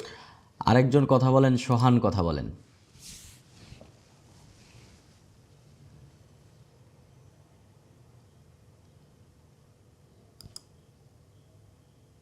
সোহান কি শুনতে পাচ্ছেন? ওকে, কথা বলেন হচ্ছে সাদ। ভাই আসসালামু ওয়ালাইকুম আসসালাম, সাদ কেমন আছেন? এই তো আলহামদুলিল্লাহ। ভাই আমার প্রশ্নটা ছিল যে আমি অনেক জায়গায় এরকম শুনেছি যে আমেরিকা 2টা যুদ্ধে ওইরকম সাফল্য পায় নাই, বা তারা যে উদ্দেশ্যে গিয়েছিল সেটা তারা একটা হচ্ছে ভিয়েতনাম, ভিয়েতনাম আর একটা আফগানিস্তান, রাইট? তো মানে কি কারণে বা ব্যাকগ্রাউন্ড মানে একটু ধারণা দেওয়ার জন্য। এটা আজকে বলবো না, আপনি আপনার আলোচনার মধ্যে এক সময় টোটাল রান টাইমে আপনি এই জিনিসটা ক্লিয়ার হয়ে যাবেন। এই 2 যুদ্ধে বড় সড়ো করে তারা ব্যর্থ আর কি। আচ্ছা, ওকে, সবাই তাহলে আজকে আর কথা না বলি, সবাই এতটুকু পড়তে থাকেন। আর যারা প্রিলিমিনারি দিবেন তাদের উদ্দেশ্যে আমি আজকে বারবার বলতেছি যে ডাইজেস্ট পড়তে হবে, ডাইজেস্ট পুরা পড়তে হবে না, জায়গায় জায়গায় পড়বেন, এবং কতটুকু যে আজকে যেভাবে আমরা যতটুকু বললাম এইগুলা দাগায় দাগায় পড়বেন। আর আমি যে বিষয়টা আপনাদেরকে বলতে চাই যে আপনার ভেতরে একটা ভ্যালু অ্যাড করতে হবে। এই ভ্যালু অ্যাড না করলে আপনি আসলে ওই গিয়ে আপনি আসলে নিজেকে মেলে ধরতে পারবেন না পরীক্ষার হলে। ঠিক আছে, নেক্সট ক্লাসে আমরা এই চ্যাপ্টারটা শেষ দিব। Best of luck.